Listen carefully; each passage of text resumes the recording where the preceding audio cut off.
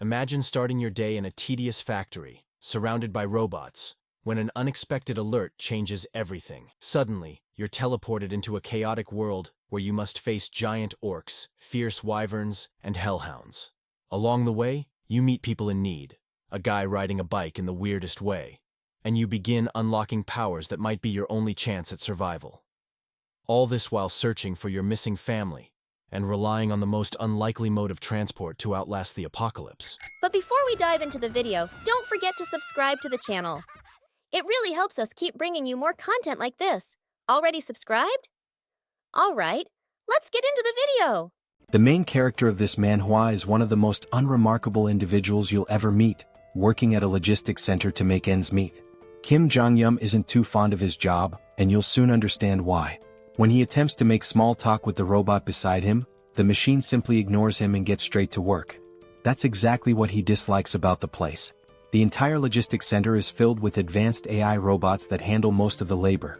Jong-yum is responsible for overseeing everything, but there's no one around to chat with.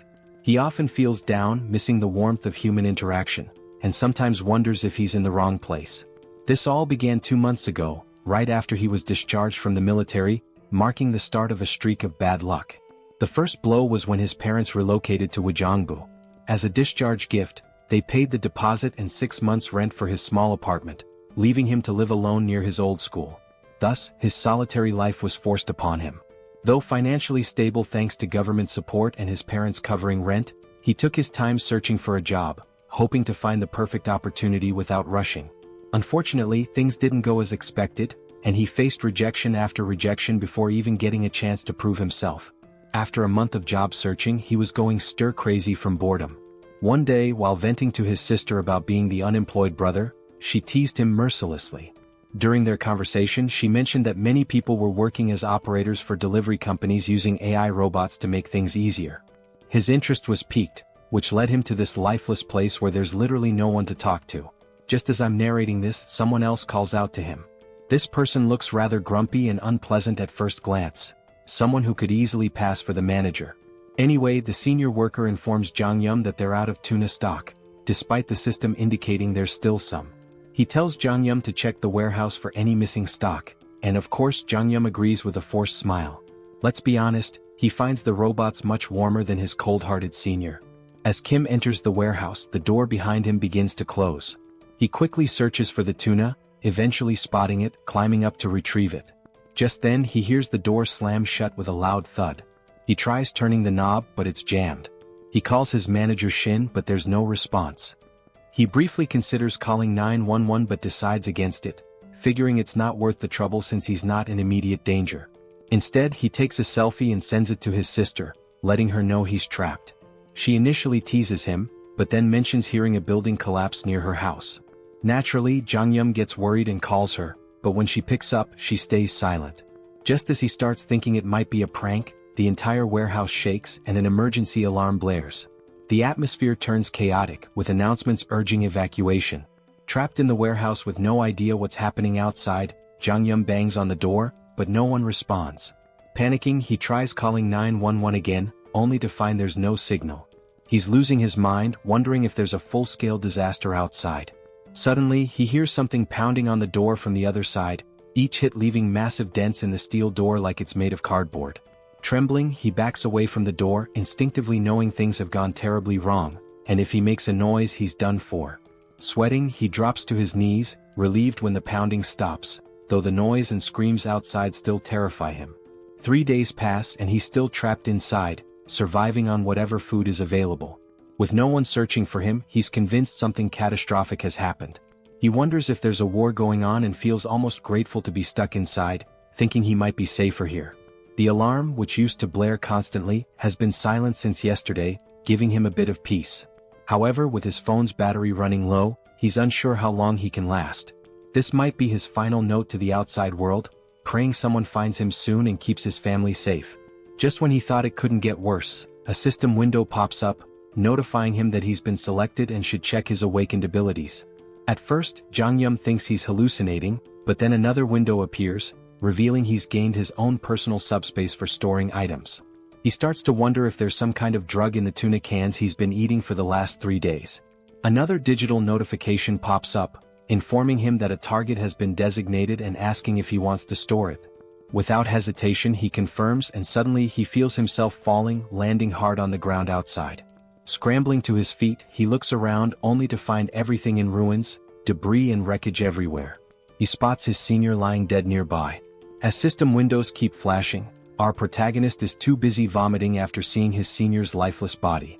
The system then announces that a suitable operating system has been found for him and is now being installed.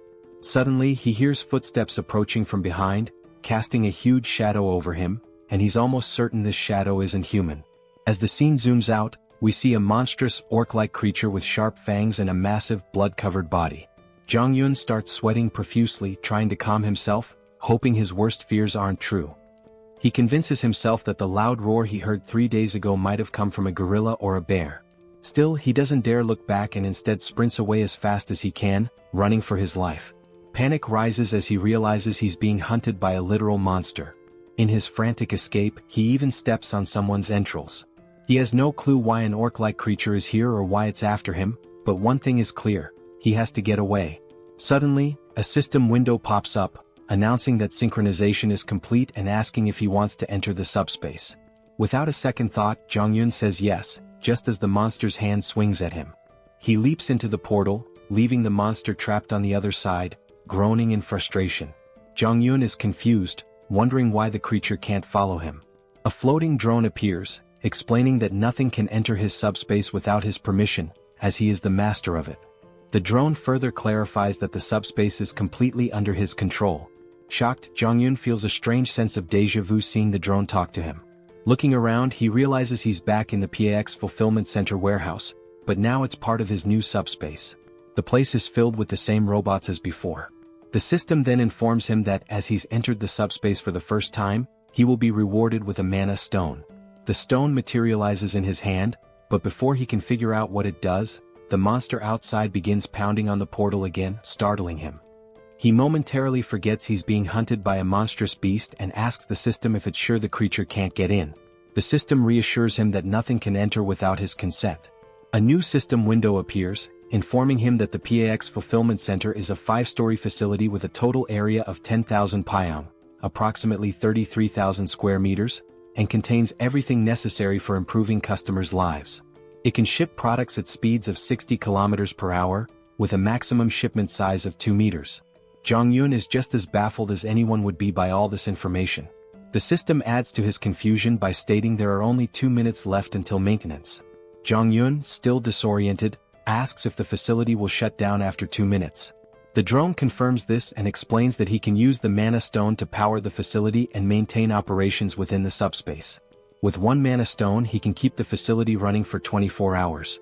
Impressed by its efficiency, Jong-yun listens as the drone explains that when the PAX Center was stored in the subspace, its energy system was modified to run on mana stones. Jong-yun, still skeptical, asks if this is even real or just some sci-fi nonsense.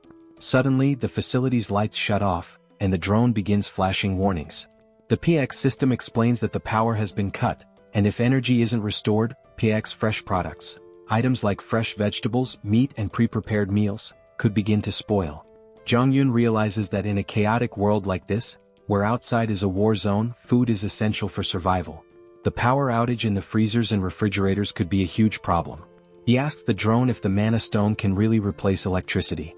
The drone confirms this, so Jong-yun inquires how he can get more mana stones. The drone replies that mana stones can be obtained from creatures of other worlds. Clearly, Jong-yun isn't thrilled at the idea of confronting a muscle-bound monster that could easily tear him apart. He tells the drone to use the mana stone for now, then rushes into the facility to gather weapons. Inside he grabs as many weapons as he can, but a system window flashes their prices. With limited resources, he's worried he might run out of stock if he throws everything at the monster too quickly. He's also unsure whether these blades can even pierce the monster's thick skin. He figures that wounding the monster slowly rather than trying to kill it outright might be a smarter strategy.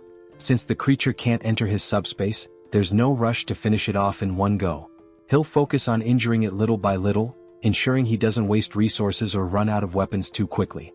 Jong-yun hurls an axe at the monster, but it only grazes its body, which only enrages the creature further. With his original plan failing and aware that his weapon supply is limited, he decides to give the heavy axe another try, hoping it will have a more noticeable effect this time. He asks the system how many axes are left in stock, and to his surprise, he's told there are 15 remaining. He was expecting far fewer, so the number takes him off guard. He quickly checks the location of these axes, and upon reaching the storage area, he's shocked to discover that the axes are duplicating infinitely. The system explains that the items are produced through a process that allows them to be duplicated endlessly. While they can be damaged or altered, they cannot be fully depleted. This revelation leaves Jong-yun stunned. If the system is right, he has an endless supply of weapons at his disposal. Surprisingly, the system confirms this. With this newfound knowledge, Jong-yun feels relieved, knowing he no longer needs to worry about running out of weapons. He can throw as many as he wants at the monster without fear of exhausting his stock. He realizes that his shoulders will probably give out before the monster does, but at least he has a seemingly unlimited arsenal. The system then reveals another useful detail. He doesn't even have to throw the weapons himself. He can automate the process, shipping items from the subspace to the outside world. The system clarifies that shipping can only occur every 30 seconds, but this speed can be increased by leveling up his skills. Jong-yun quickly asks how to launch the weapons, and the system tells him he only needs to think of the registered item and say ship to have it automatically sent out. As soon as the system explains this, Jong-yun says ship, and an axe hurtles through the air at incredible speed, slamming into the monster's grotesque face and bringing it down instantly. The axe was launched by the drone, and when Jong-yun asks about the speed of the throw, the system replies that the default shipping velocity is 60 km per hour. Finally, Jong-yun understands what the system meant earlier by shipping speed. The system then informs him that he can adjust the speed to a maximum of 75 km per hour, but anything faster will require skill upgrades. Naturally, Jong-yun asks how to upgrade his skills, and the system explains that he can do so by using mana stones. At this point, Jong-yun remembers the monster he just defeated and realizes that he'll need to fight more creatures to progress. He quickly gears up inside the facility. First, he grabs lightweight combat boots priced at about 50,000 KRW and matching tactical pants for 78,000 KRW. Once he's suited up, he also buys a detailed map of the Seoul metropolitan area and a permanent marker. He marks a circle around Gwangjin district, then highlights surrounding areas in a specific order. With his route planned, he decides to start with the nearest district and gradually work his way toward his final goal, Ijeonggu, where he hopes to reunite with his parents. Since he's starting from Gunpo and doesn't have a car, Jong-yun knows the journey will be long. Even though it's not as fast as a car or motorcycle, a regular bicycle is incredibly valuable in a post-apocalyptic world, and in this situation it might as well be a Lamborghini. He hops on the bike and pedals through the desolate landscape. After around 30 minutes, night falls and Jong-yun has already taken down nearly 12 orcs. He reveals that he's learned a valuable lesson from defeating them, but before he can explain, a new monster appears and tries to attack him. Jong-yun quickly retreats to his subspace, leaving the creature outside. While the monster is stuck, he uses the shipment ability again to launch an axe at high speed. Unfortunately, the axe only hits the monster's shoulder, wounding it but not finishing it off. With the cooldown period of 30 seconds before he can ship again and a range limit of 10 meters, Jong-yun realizes that his abilities, though impressive, need more refinement, and that he can further improve them by collecting mana stones. Beyond shipment, Pax's ability has other applications, and we'll soon discover what those are. Suddenly, the monster notices movement and turns around, only to see the axe flying back into the portal and then returning, striking it in the face again and finishing it off. This is actually the second function of Pax's shipment ability, known as product retrieval, which automatically brings back dispatched items, just as useful as the shipping ability itself. Jong-yun uses the retrieval function once more to claim the mana stone from the monster, all while wondering why he can't simply retrieve the mana stone without killing the creature first. He then asks Pax the same question and learns that he can only use his retrieval skill on the stone after killing the monster, as it belongs to him at that point. Regardless, Jong-yun steps out of his subspace and shares another vital piece of information about this apocalyptic world. It turns out that the strange orcs aren't the only creatures wreaking havoc. There are also winged monsters, and he knows it will be a serious challenge to hunt one of those. Suddenly, he hears cries for help, but before he can identify the source, the scene shifts to a man named Choi, desperately fleeing. He's so exhausted that each step feels heavier than the last, and a flying creature is chasing him. The monster swoops down, slamming into Choi from behind, sending him crashing to the ground in agony. There's another person behind Choi, but before he can help his fallen friend, the monster lands right in front of him, blocking his path. Its fierce, drooling mouth suggests that human flesh is the most appetizing thing around. However, strangely, the monster doesn't attack the man standing before it. Instead, it fixes its gaze on Choi, who is writhing in pain on the ground. The man, confused as to why the monster is ignoring him, realizes it has been targeting Choi all along, likely because he seems like an easier victim. He feels helpless, unsure of what to do with only a small knife in hand, doubting whether it could even distract the monster. Just then, the sound of a bicycle bell rings through the air, and not surprisingly, it's our boy speeding toward them, though these two have no idea who or what is approaching. Before they can process what's happening, they witness the monster that was hunting them get struck by a projectile, sending it sliding across the ground from the force of the impact. The creature was felled by a single axe throw, leaving both men in stunned disbelief. Jong-yun quickly checks if they are okay, but they're still in shock, their mouths agape as they try to understand how someone on a bicycle managed to defeat a flying wyvern with just an axe. They immediately ask Jong-yun if he's a soldier, bowing their heads in gratitude for saving their lives. Jong-yun, glad they're safe, points to his uniform in response to their question. He explains that he's an employee of PAX FC, and they notice he's wearing the company's gear. This revelation shocks them even more, as they had assumed he was a trained soldier, given his impressive skills and presence.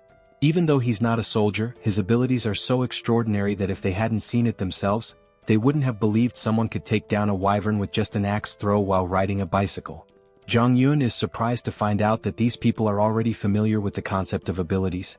One of them confirms this, mentioning that he himself has an awakened ability, though it's just a simple driving skill, which he hasn't had much chance to use under the circumstances. Choi then laughs, admitting that he's a bit jealous because he hasn't awakened any ability of his own.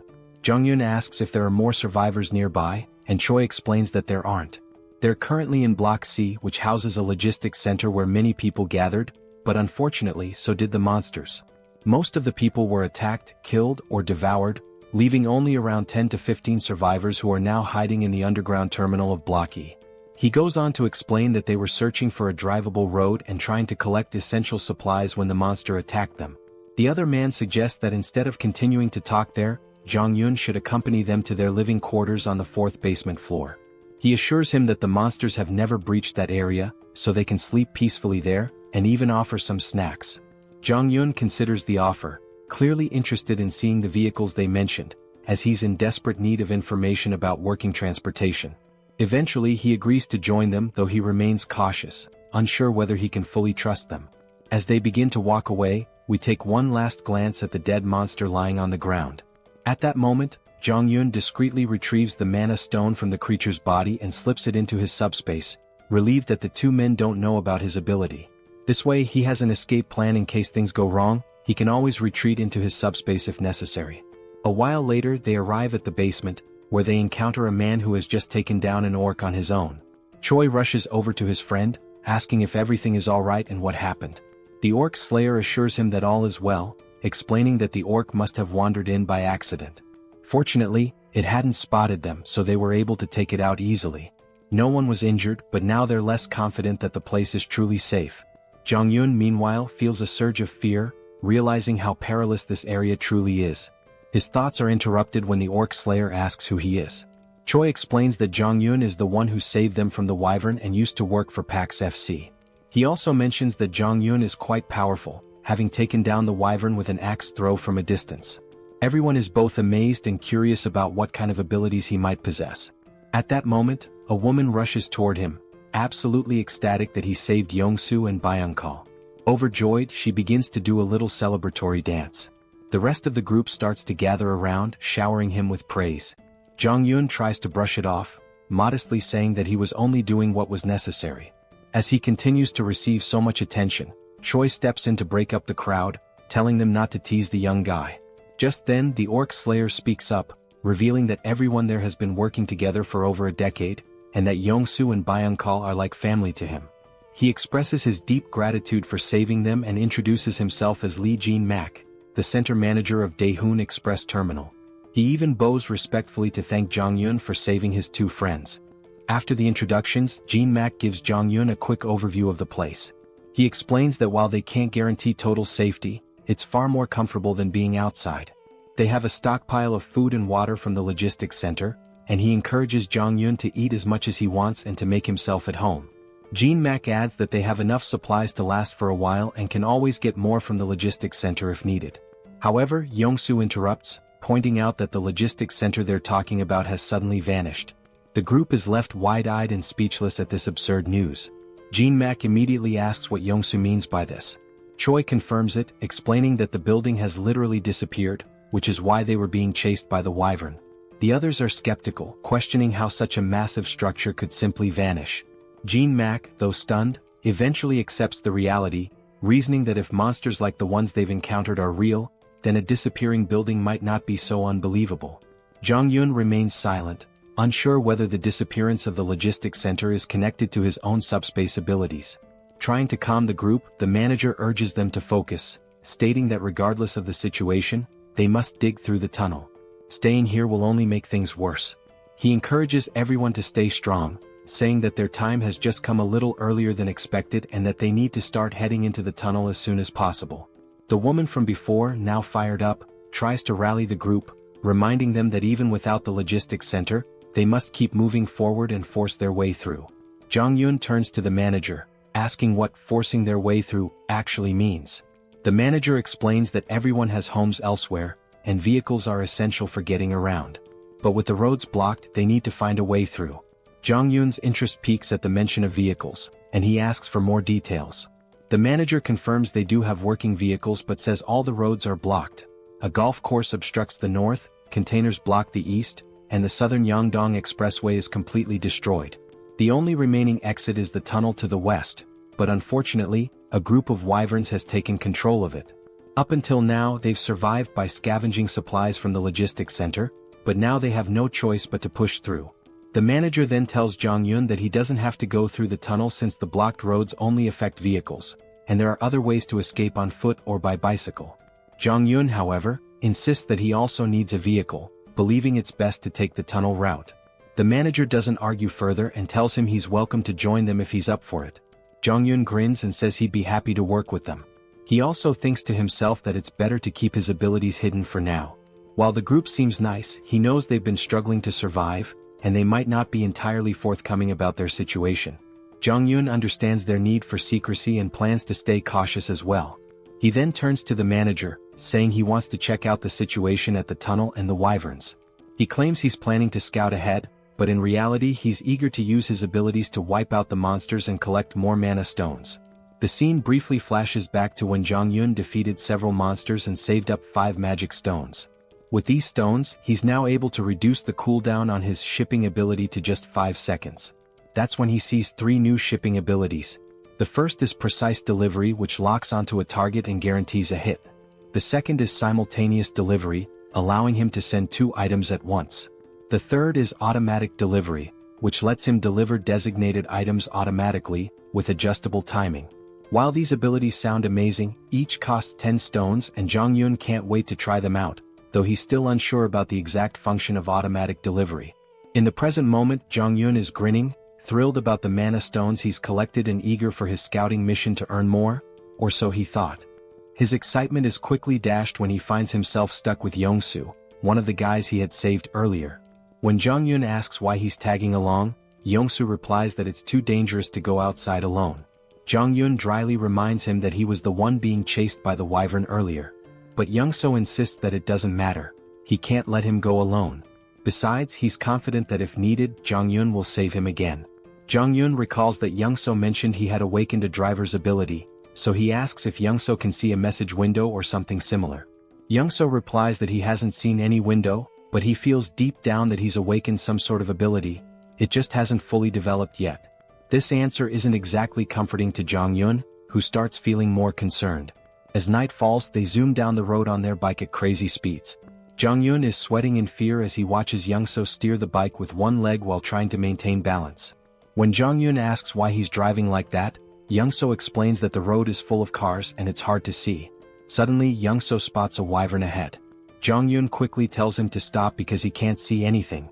It seems like the monster has finally noticed them, and as it stares menacingly, Yong-soo nervously asks what they should do. Just then, a projectile strikes the wyvern, taking it down in one shot, leaving Young-so utterly shocked. Meanwhile, Jong-yun calmly tells him to focus and not look back. While speaking, he discreetly retrieves the mana stone and stashes it in his subspace. Finally, Young-so notices the tunnel up ahead and slams on the brakes. Before Jong-yun can ask why he stopped in the middle of the road, the answer becomes clear. They see a horde of monsters crawling around the area. Young-so is absolutely terrified, and Jong-yun wouldn't be surprised if Young-so had already panicked beyond measure. As one of the monsters starts advancing toward them, Young-so is convinced their time is up. Even with the electric bikes, there's no way they can outrun so many wyverns. Just as Young-so braces for the worst, Jong-yun realizes he has no choice but to use his subspace ability. He quickly pulls up his system and dumps his mana stones to reduce the cooldown from 30 seconds to just 5 seconds. Confused, Young-so asks what Jong-yun is doing, but he doesn't explain. Meanwhile, the monster roars and every nearby creature starts converging on them. In the nick of time, Jong-yun shouts, "Ship!" and a projectile drops, taking out the monster and saving Young-so. Looking back, still panicking, Young-so's eyes widen as he spots a portal behind them. After defeating the monster, Jong-yun quickly grabs the stones and tells Young-so to stay close. It's the only way he can protect him. Young-so agrees, though he remains completely clueless about what's happening or why there's a logistics center behind them. Just then, more monsters appear, but Jong-yun swiftly deals with one using his axes. As more monsters prepare to attack, Young-so panics and stumbles back, eventually falling into Jong-yun's subspace. The monster crashes into the subspace barrier, while Young-so falls to the ground in shock. The monster regains itself and charges again, but Jong-yun slips into his subspace just in time. The creature slams into the barrier once more before being taken down by another axe. Young-so watches in awe, unsure what to be more impressed by, the logistics center or the flying axes, but he's certain of one thing. To Jong-yun, these monsters are nothing more than nuisances, and this tunnel is just a minor obstacle he can clear without breaking a sweat. Young-so reflects on how everyone back at the base was relying on the delivery vehicle for safety and food transport, and how the tunnel was part of their escape route. Even if they made it through, monsters still lurked outside. But for Jong-yun, things are different. He only needs the vehicle for transportation since he can handle any threat with ease. Young-so even begins to feel a tinge of jealousy, thinking how with an ability like Jong-yun's, he could reunite with his family much faster. He wonders why Jong-yun needs a vehicle in the first place. Suddenly they notice the monsters starting to retreat. Jong-yun is intrigued, noting that these creatures are smarter than expected since they're fleeing rather than rushing into danger. As Jong-yun collects the mana stones, Young-so spots a blue stone hovering in the air and asks what it is. Jong-yun, surprised, asks if he's never seen a mana stone before. Young-so admits he hasn't, so Jong-yun explains that he uses them to boost his abilities. Young-so finally understands and wonders if he'll ever get a chance to use one himself. This clears up why Young-so didn't bother extracting the mana stone from the orc earlier. Young-so points out that with abilities like Jong-yun's, he could easily clear the entire tunnel on his own. Jong-yun replies that he didn't come here intending to clear the tunnel. He just wanted to check it out. If it seemed manageable, he'd sneak through quietly and not show off his powers. Young-so apologizes for tagging along, but Jong-yun reassures him that it's fine. He didn't know the way to the tunnel anyway, so if he had come alone, he wouldn't have made it this far. He then suggests they head back since the wyvern has retreated, but it could return soon. At that moment, Young-so asks how far Jong-yun plans to travel that he feels the need for a vehicle. Jong-yun explains that he's trying to reach his family, with his final destination being Wajongbu, near the Gangnam district. This revelation surprises Young-so because his own destination is along the same route. He shares that he's heading to Indaekwon, which is on the way, and asks if it would be too much trouble to let him tag along until then. Jong-yun hesitates, unsure how to respond, but Young-so continues, admitting that even if he makes it through the tunnel, he's not confident about reaching home safely. His driving ability isn't much help in combat, but since Jong-yun can fend off monsters, he might have a better chance of reuniting with his family. Young-so then promises to help Jong-yun get to Gangnam faster than anyone else and swears he won't be a burden. He even offers to provide food along the way. Jong-yun starts to see some merit in this partnership. Young-so's driving skills are impressive, and more importantly, with him around, his secret abilities might stay hidden. It's a mutually beneficial arrangement since Jong-yun fears that if word got out about his powers, people might try to use or even eliminate him, though that might be overthinking. Still, better safe than sorry. Ultimately, Jong-yun agrees to let Young-so come along, and Young-so beams with excitement like a child in a candy store. Jong-yun then informs him that he'll handle clearing the tunnel, but emphasizes that Young-so should keep his abilities a secret and make sure others don't interfere. Young-so eagerly agrees, vowing to make sure everyone cooperates and stays out of the way. However, things don't go as planned. Young-so, in his excitement, ends up telling everyone that Jong-yun will clear the tunnel using his awakened abilities. All they need to do is wait outside until he's finished. Jong-yun is left in disbelief, realizing that Young-so just spilled the secret. The others are stunned by the news and eager to watch Jong-yun in action, while Young-so proudly explains. Meanwhile, Jong-yun curses his bad luck, knowing he's now stuck in a difficult situation. In the end, Jong-yun steps forward and announces that by the next morning, he'll have the tunnel cleared so everyone can leave. In his mind, helping them seems like the best option, especially since they still have food, which should keep things calm for now. However, once the supplies run out, chaos might ensue, so it's smart to clear the tunnel and ensure everyone's safety. Just then, the manager approaches Jong-yun, stating he won't pry into his abilities or ask questions about them.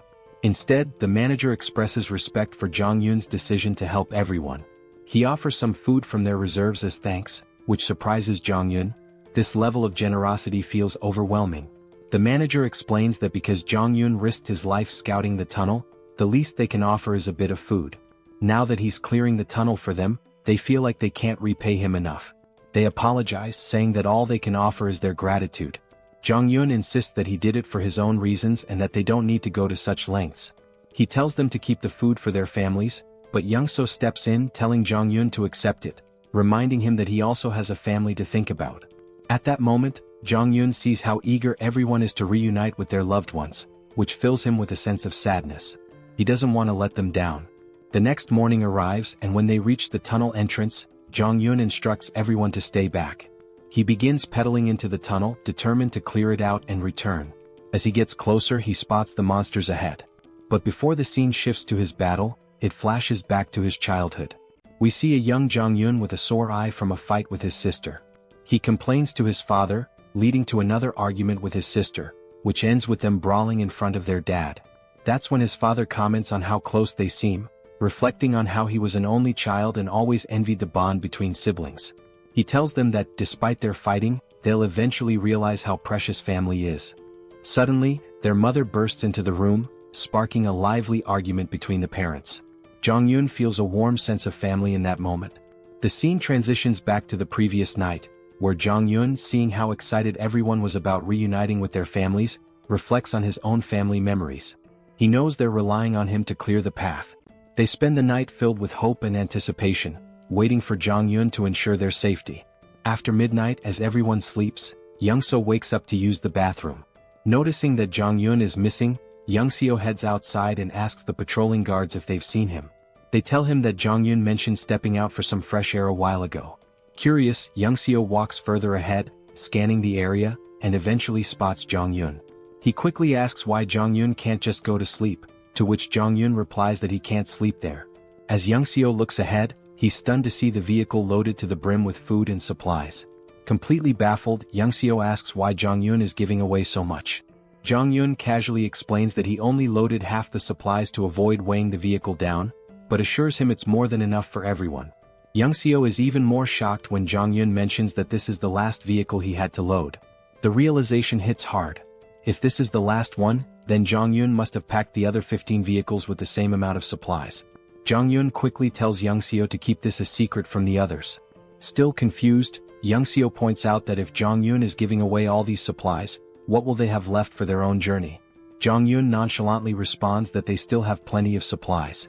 Young-seo is left astounded, realizing the amount of resources Jong-yun has given away is more than you'd find in an entire logistics center. He can't comprehend how much stock Jong-yun must have left. Back in the present, we see Jong-yun effortlessly taking down monsters like it's no big deal. While fighting, he contemplates how much easier it would be if he could put all the people into his subspace and carry them to safety. Unfortunately, his system informs him that with his current subspace level, it's impossible. However, if he reaches subspace level 2, he could carry up to 20 people. To level up, he needs at least 100 mana stones. After mentally counting, Jong-yun notes there are about 40 monsters left, with a few fleeing. The numbers aren't enough for him to level up here.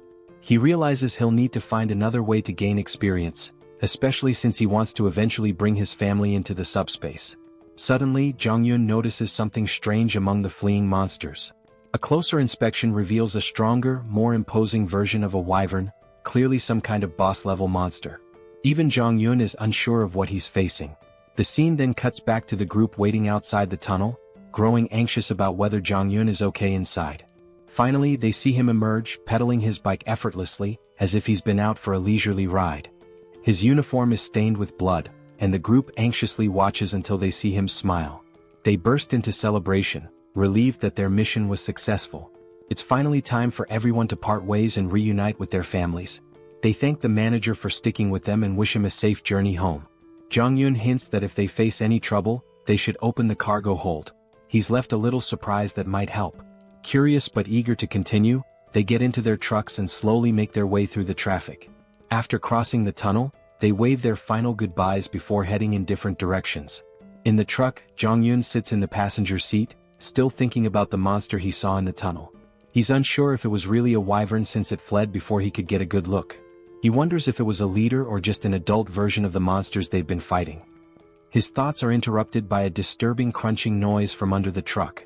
Looking near the tires, they see they've run over some corpses, and the driver's face is full of sorrow from hearing the bones break.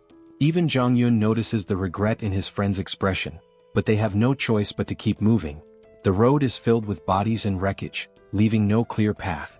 Jong-yun reflects on how, if his discharge had been delayed by just 3 months, he might have ended up as one of those dead soldiers. The situation is even worse than they imagined, with monsters still feasting on the remains. Suddenly, Young-seo calls out to him, snapping him out of his thoughts.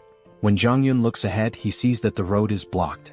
Young-seo points out that the barbed wire looks like it was set up by the military to block something, and they'll need to find another route. He suggests they try crossing another bridge, but just then Jong-yun notices something at the far end of the blocked bridge. Upon closer inspection, they see a new type of monster they've never encountered before, and it becomes clear what the military was trying to contain. While Young-seo panics and considers turning back, Jong-yun sees this as a perfect opportunity to level up his subspace. He spots a narrow sidewalk along the road, blocked on both sides, and quickly suggests they drive through it. He explains that he has a plan to get through without turning back and excitedly tells Young-seo to push the truck through the pedestrian path. Young-seo is horrified by the risky idea, especially when an orc appears ahead among the mutant hounds, scattering the pack. The monsters didn't seem to get along with each other at all. Despite the orcs' advantage in size and strength, the mutated dogs had sheer numbers on their side. The poor orcs stood no chance against such a ravenous pack, as their hollow mouths relentlessly tore into its flesh. Blood and chunks of meat flew in every direction, and our two protagonists could only watch the brutal scene unfold. Young-seo was truly terrified, and despite knowing the abilities of our hero, he seriously doubted the sanity of the plan to go straight ahead. He hesitantly asked if Jeonjaen really intended to cross the bridge, but Jeonjaen was completely confident in his skills, thinking it was easier than his frightened companion believed. As Young-seo tried to muster some courage, Jeonjaen suddenly asked him a strange question. Had he ever heard of a game where 3 different races are at war with each other? It was a space strategy game called Stark, but since Young-seo was older, he didn't know anything about it.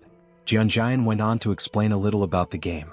In it, players could customize maps and tweak settings for fun. Jeonjaen's favorite map involved holding off waves of monsters with limited units and clever use of terrain. As he saw it, the current situation was quite similar to that game. Young-seo of course had no clue why Jeonjaen was sharing this story, but it didn't really matter. His job was simply to follow instructions. The first step was for Young-seo to back the car up to the barbed wire barrier, ripping it down and making as much noise as possible, all to attract the attention of the mutant hounds who were busy feasting on the orc. After that, it was Jeonjaen's turn to get to work. Activating his system, he unlocked a skill he hadn't planned on using but realized it was perfect for the situation. Auto shipping. He spent 10 mana stones to unlock it, then instructed Pax to spend the rest of the stones to boost the shipping speed. Pax quickly complied, increasing the delivery speed to 100 km per hour. With everything set, Jeonjaen called out to the mutant hounds, inviting them to chase him after their meal. The unsuspecting creatures charged, but they weren't fast enough. A double-door refrigerator zoomed towards them and obliterated the pack. It was clear the hounds were in for a tough time. This game wasn't fun for them. And it didn't end with just one refrigerator. More kept coming, and within seconds Jeonjaen had collected 12 mana stones, much to his delight. The enhanced shipping range and precision targeting he had fine-tuned during his tunnel clearing worked perfectly now. Jianjian had initially planned to use axes, but with his upgraded precision delivery system, refrigerators proved to be much more effective. He had discovered earlier that the precision delivery skill didn't track targets fully but only adjusted the trajectory slightly based on their movements. Against these swift mutant hounds, an axe flying at 100 km per hour might still be dodged, making it a less reliable option. But the refrigerator, with its size and weight, was ideal for taking out multiple enemies at once.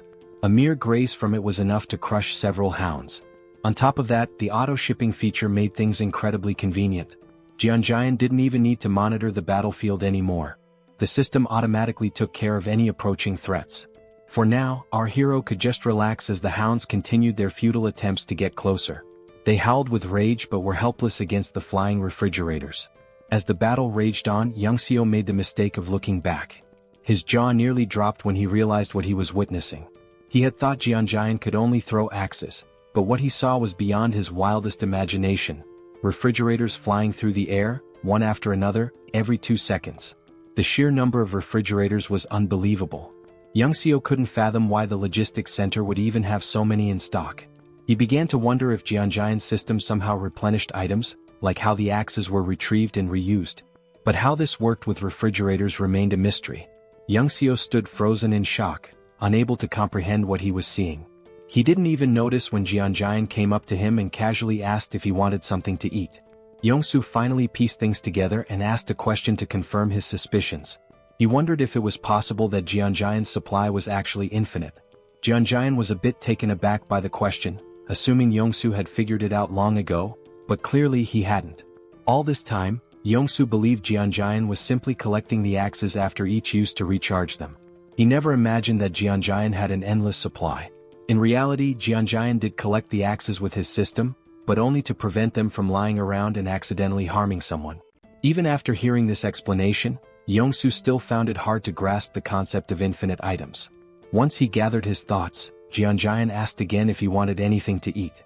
Having endured an emotionally exhausting day, Yongsoo felt that a Coke Zero and a donut would be more than enough for him.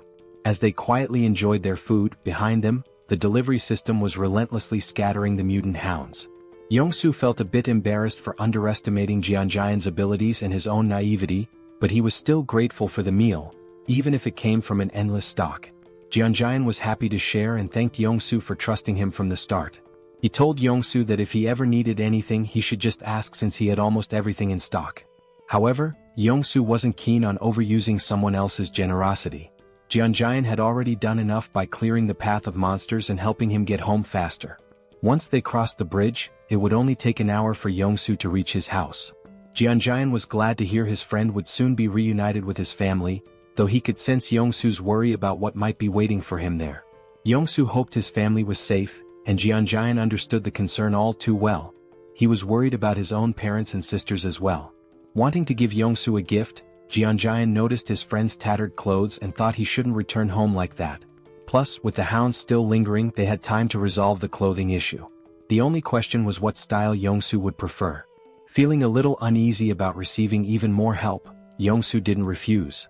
He knew Jianjian probably had what he needed: aviator glasses and a cool jacket, the perfect outfit for a top-class driver navigating the apocalyptic landscape. Just in time, the last few hounds were almost dealt with. Yongsoo's new look gave him a boost of confidence, and with renewed assurance in the truck's durability, he was ready to get going. He moved with speed and precision that would make even Formula One drivers envious. Jianjian barely had time to grab on before Yongsoo floored the gas pedal. The remaining hounds didn't stand a chance as they sped down the narrow road.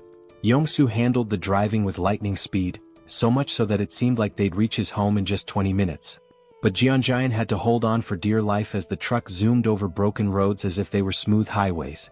Jianjian desperately asked Yongsoo to slow down, but it was futile. It seemed like he was about to be sick. Fortunately, the wild ride didn't last too long.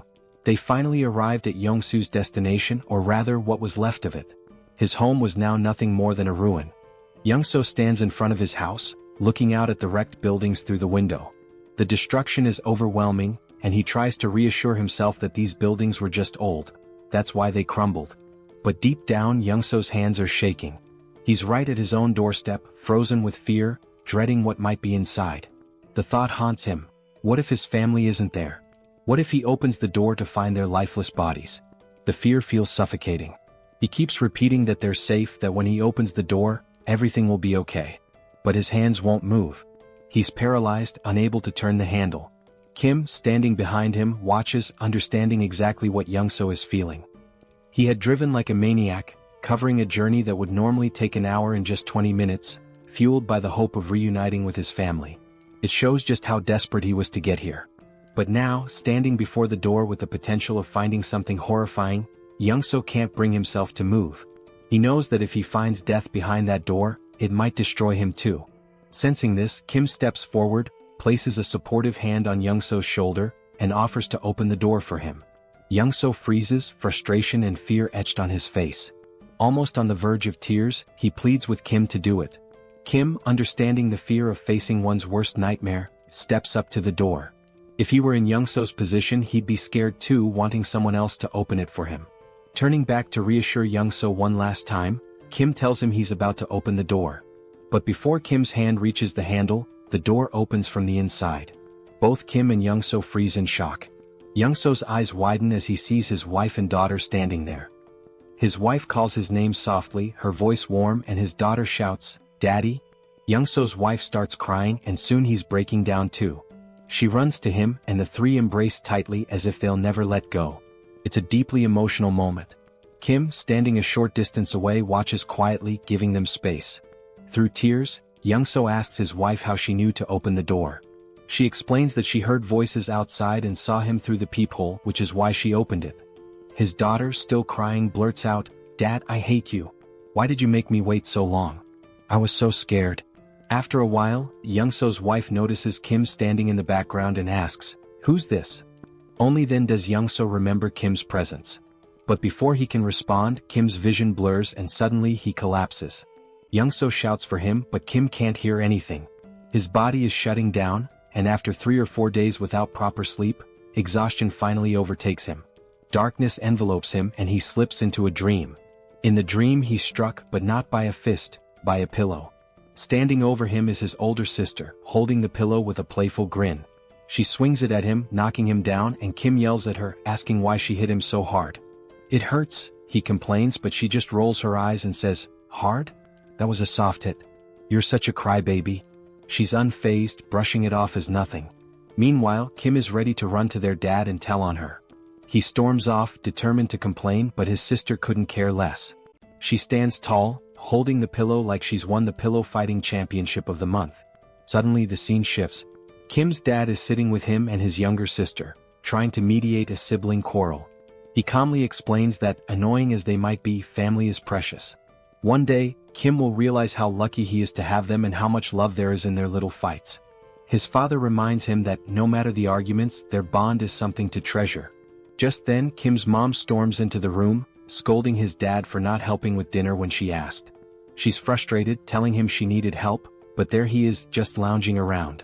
The scene cuts to the whole family at the dinner table, enjoying delicious food, laughing and sharing stories. As they eat, Kim's mom eyes his older sister, Soil, suspiciously and asks if she's got a crush on someone, noticing how she's always on her phone. Looking nervous, Soil explains that she's just texting her friends non-stop. It's just how things are nowadays. From the outside, their family is filled with pure joy and warmth. Kim's dad, unable to resist, talks about how Soil is interested in boxing, suggesting she check out a sports club at the local middle school. With a smirk, Soil admits that the boxing club is the real reason she chose that school. Kim's ears perk up at the mention of middle school. Fast forward a year, and we see Kim attending the same middle school as Soil. He's excited, ready to make new friends and have fun, but things don't go quite as he had planned. Instead of finding new friends, Kim ends up being bullied daily by the older students. They beat him, mock him, and Kim, who tends to be sensitive, doesn't fight back. He endures the blows day after day. But then one day someone steps in. Soil, his fierce older sister, storms in like a force of nature. With an intense, threatening look, she grabs one of the bullies by the hand and breaks it with a single punch. Kim feels relief seeing his sister, his rescuer, but that relief is short-lived. Frustrated by her brother's weakness, Soil declares that his training starts now. And so, Kim's grueling training under his ruthless sister begins. It's brutal, but it pays off. Soon, no bully dares to approach Kim again. For a while, life seems to settle down. Kim makes friends, enjoys himself, and coasts through middle school. But time flies, and one day his younger sister lands a job at a nursing school, catching both Kim and Soil by surprise while Kim is lounging on his PS5, barely keeping up. Then, a moment arrives that flips his life upside down. Kim's dad walks in and tells him the time has come. Kim doesn't understand at first, but when it sinks in, it hits hard. It's time for him to enlist in the military. The family worries, though Kim tries to put on a brave face. Outwardly he's tough, but inside he's trembling. He doesn't want to leave his family. And after that, well, the rest is history. Slowly, Kim's eyes open. He feels disoriented and a bit afraid, lying in an unfamiliar bed. He remembers collapsing, standing outside Youngso's door, meeting his family, but after that, nothing. His mind races. Did Youngso betray him? Instinctively, he opens his portal and pulls out a heavy axe, gripping it tightly. Suddenly, a calm, warm voice interrupts his thoughts. Kim turns, startled, and sees Youngso's wife and daughter at the table, looking at him with puzzled expressions. Reality hits him. He's in Youngso's house. Looking to the side, he spots Youngso sound asleep, completely out. It dawns on Kim, he must have been so exhausted that he collapsed at the door. Youngso's wife had said he fainted and had been out ever since. He must have been more worn out than he realized. Kim glances down at the heavy axe in his hands, momentarily confused as to why he even drew it. What had he been thinking? Quickly, he stashes it back in his portal, hoping no one noticed, especially Youngso's wife.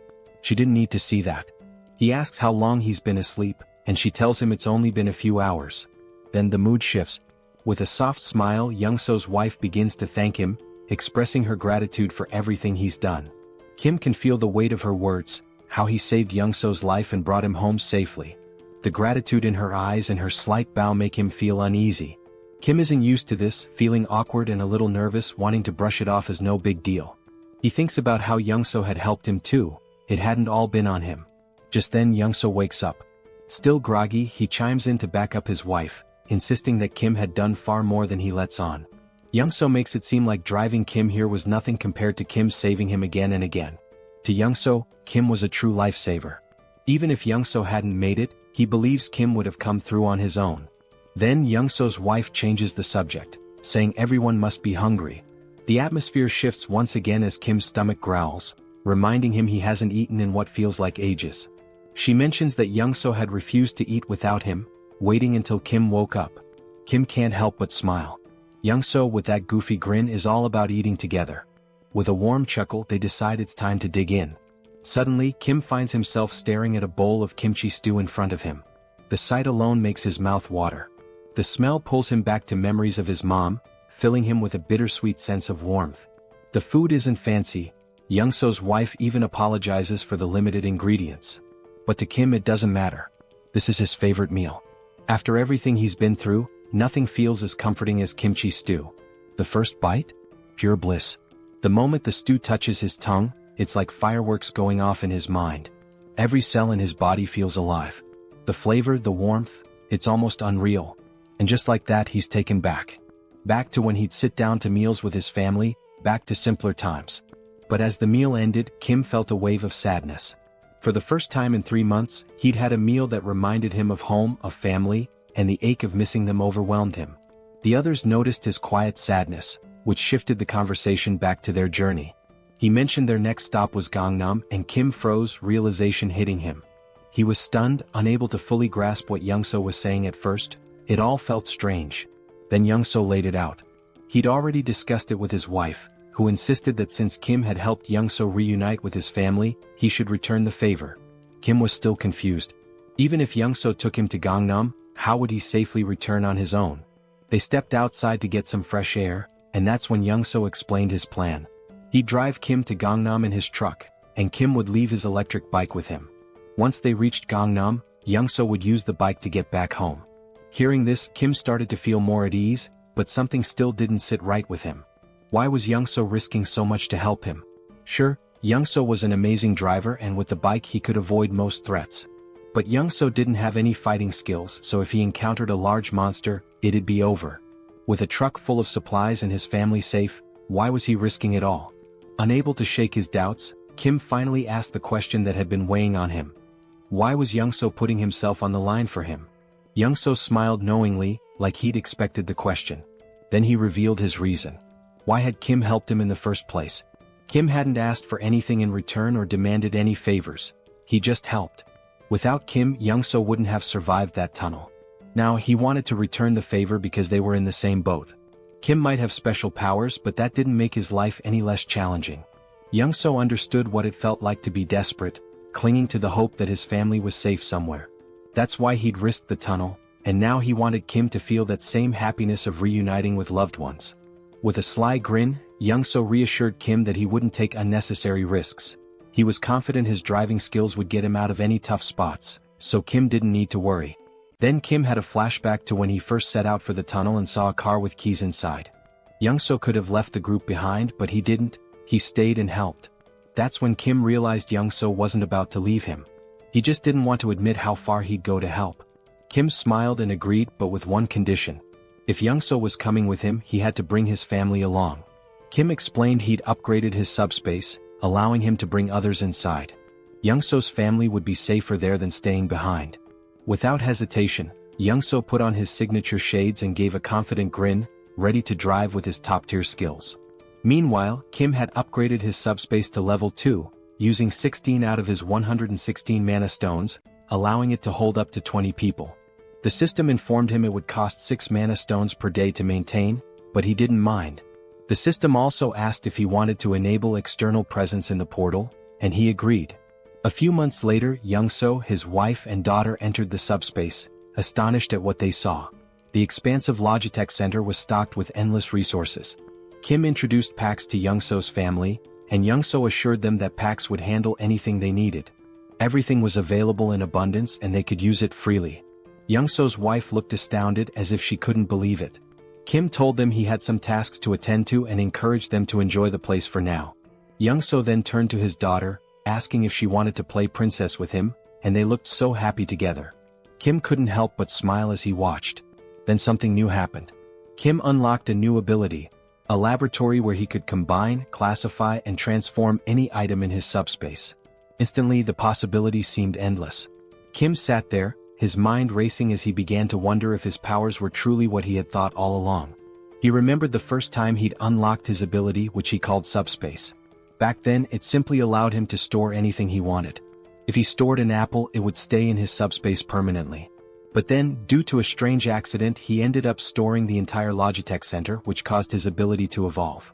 His subspace merged with the Logitech Center, taking his powers to a new level. Now, nobody could enter his subspace except him. But that wasn't even the craziest part. The PAX AI from the Logitech Center had also merged with his system, transforming the once emotionless AI into something almost human. And just when he thought things couldn't get any stranger, the Logitech Center's systems, like its shipment functionality, upgraded as well. Now, he could launch items at 100 kilometers per hour. This alone was mind-blowing. But with PAX AI added to the mix, it became pure chaos. Kim hadn't anticipated his abilities would upgrade so dramatically, but reaching level 2 had changed the game. Now he had another exciting option. He could put anything into his subspace once more. The idea floored him. The thought that he could store anything, that he now had a personal lab where he could merge and create new items, was astounding. It felt like he was playing Minecraft in real life. He couldn't help but wonder what abilities would unlock if he reached level 3 or 4. What kind of powers would those levels bring? But thinking wouldn't get him there. He didn't have enough mana stones for another upgrade just yet. So for now, he focused on deciding the next thing he'd add to his subspace. Last time, it had been the Logitech Center, which turned out to be a blessing. But now, with a determined aura, Kim commanded his system to store the entire Earth. Yes, you read that right. He was about to store the planet. If it worked, everyone would float off into space. The system asked for confirmation and Kim, feeling a little tense, confirmed. But after 2 minutes, nothing happened. Then the system sent a notification: failure. Earth was outside the storage range. Kim sighed, figuring it was too ambitious, but it was worth a try. Just then, Youngso showed up, discussing the route to Gangnam. Kim listened but quickly asked why Youngso wasn't playing with his daughter as he'd mentioned earlier. Youngso smiled softly, explaining that his daughter had always felt scared in their old building. But here in this new place she finally felt safe, and that's why she'd been able to fall asleep. It was all thanks to Kim. Youngso expressed his gratitude, but Kim, ever modest, reminded him that he'd been a huge help too. Without Youngso's driving skills, he wouldn't have made it this far. In his mind they were even. But Young-so, with a serious tone, insisted he'd do whatever he could to support Kim. The scene shifted, and there they were, Young-so in full driving mode wearing his signature shades and Kim feeling the tension in the air. Something felt wrong. Young-so, smiling, casually remarked that driving was his one true skill, and he was confident no one could match his speed. He told Kim to buckle up because things were about to get intense. Kim knew exactly what was coming and braced himself. Then it happened. Young-so floored it and the truck surged forward like a rocket. In no time they had covered a massive distance. But everywhere they looked was pure destruction. The ground was torn apart, buildings in ruins. While Young-so kept his cool, Kim looked pale, his nerves frayed from the stress. Young-so mentioned they were close to their destination, but as they neared, they saw the road blocked by military barricades, complete with spike strips. Kim sensed something was wrong. These weren't standard barricades. As they took a closer look, a military jeep approached, but the people inside didn't look like soldiers. Kim tensed. These men weren't military, they were trouble.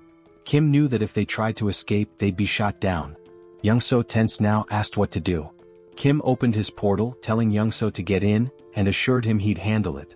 Without hesitation, Young-so slipped into the portal, leaving Kim to face whatever came next. Kim stepped out of the truck as three men approached, guns in hand, strutting like they owned the place. One of them, all muscle and little brains, ordered Kim out of the truck.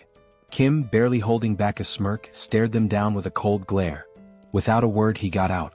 They opened the truck's cargo and were stunned to find it packed with food. Their eyes lit up like they'd just hit the jackpot. They turned to Kim asking if the food was his. Kim, as calm as ever, nodded. But the musclehead stepped forward, puffed up with arrogance, and declared that the food wasn't Kim's anymore. Now it was theirs. Kim knew these clowns were far from military, they were just greedy thugs after his supplies. The musclehead tried to look intimidating as he questioned Kim about where he got all this stuff. Kim played dumb, pretending to be a clueless delivery guy and claimed he worked at the Logitech Center. But they didn't buy it and pressed him on where the center was located. Calmly, Kim explained that even if he told them, they'd never make it there. The roads were blocked and monsters were everywhere. He himself had barely made it out, just trying to survive. The musclehead looked unimpressed, glaring at Kim and asking how much more loot was left at the center. Kim, staying in character, replied that the food in the truck was only a small part of what was stored there. One of the others glanced at his watch, muttering that it was almost time. Kim was puzzled. What was the rush? Before he could figure it out, wham! The musclehead punched him hard in the stomach and Kim crashed to the ground, wind knocked out of him. Before he could catch his breath, the bulky guy behind them clamped a cloth over Kim's face, knocking him out cold. When Kim woke up, he was tied to a chair in a dim room. His vision was still blurry, but he could see the bulky thug sitting on a makeshift commander's throne. Nearby, a body lay on the ground, a pool of blood spreading around it. Clearly a dead soldier. Kim quickly pieced it together. These guys had taken over the military base. The bulky guy started talking, bragging about how they'd wiped out the military and made themselves the new rulers here. Apparently they'd been fighting Vibrants, monsters that swooped in every day at 6 p.m. The military had tried to fend them off with guns but couldn't keep up, so they'd recruited people like him and his crew. When the military was overrun, the gang had taken control, and now the bulky thug was the self-proclaimed commander. He made it clear that Kim was only alive because he needed him. Kim's task? To head back to the Logitech Center with some of the gang and raid it for more supplies. If he succeeded, maybe they'd let him join their group for protection. Kim was beyond annoyed. He was done with these lowlifes. Standing there, he decided what to do next. It struck him. This military base would make a perfect addition to his subspace. Without hesitating, he commanded Pax to store the entire Joint Commander Communication Headquarters in his subspace. The thug didn't even notice what was happening. He just sat there, confused as the entire base vanished around him. 1 second it was there, the next, poof, it was gone. He was left in his chair, now in the middle of nowhere, utterly clueless. By the time the thug realized what had happened, it was too late. Kim had already disappeared into his portal, leaving the thug sitting alone in the wasteland with nothing but his chair. At least Kim left him something to sit on. Around him, the thug's crew was completely baffled. They gripped their rifles, staring at the sky, trying to wrap their heads around the fact that the whole building had disappeared. The thug, wide-eyed and anxious, scanned his surroundings, his face showing a mix of fear and confusion. He was probably thinking, where did the whole building go? Meanwhile, Kim spat on the ground, noticing a trace of blood. That punch must have done some internal damage. He felt himself sway on the edge of fainting. Storing the base had drained his mana like nothing before. He was exhausted, completely wiped out. If he'd known it would take this much out of him, maybe he would have waited, maybe ducked into his subspace first. But it was too late for second-guessing. He had made his choice, now he just had to deal with the aftermath. His priority now was to get into his subspace to recover. As Kim slipped into the shadows, the thug's crew suddenly froze as the sky turned blood-red. Dark, looming shadows filled the air. The wyverns were coming. Hundreds of them, wings spread wide, headed straight for them, growling and screeching, ready to tear anything in their path. The sight hit the thug's men like a slap, sending them scrambling in all directions, completely forgetting Kim as they bolted for their lives. Even the guy who had captured Kim took off, leaving him free to drop to the ground. The thug was furious, shouting at his crew to hold their ground. He yelled that their rifles could still take out the smaller wyverns, vowing to handle the largest one himself. But his men weren't listening, they were too busy running. Rage twisted his face as he cursed them, calling them traitors. Then bam! The ground shook. Something huge landed behind him, shaking the earth. He turned slowly, terror contorting his face, only to see a massive wyvern towering over him. This one wasn't like the others. It stands a solid 20 feet tall, with black scales gleaming under the blood-red sky, and its piercing yellow eyes locked on him with deadly focus. This wyvern is 20 times larger than any he's ever encountered, a real monster brought to life.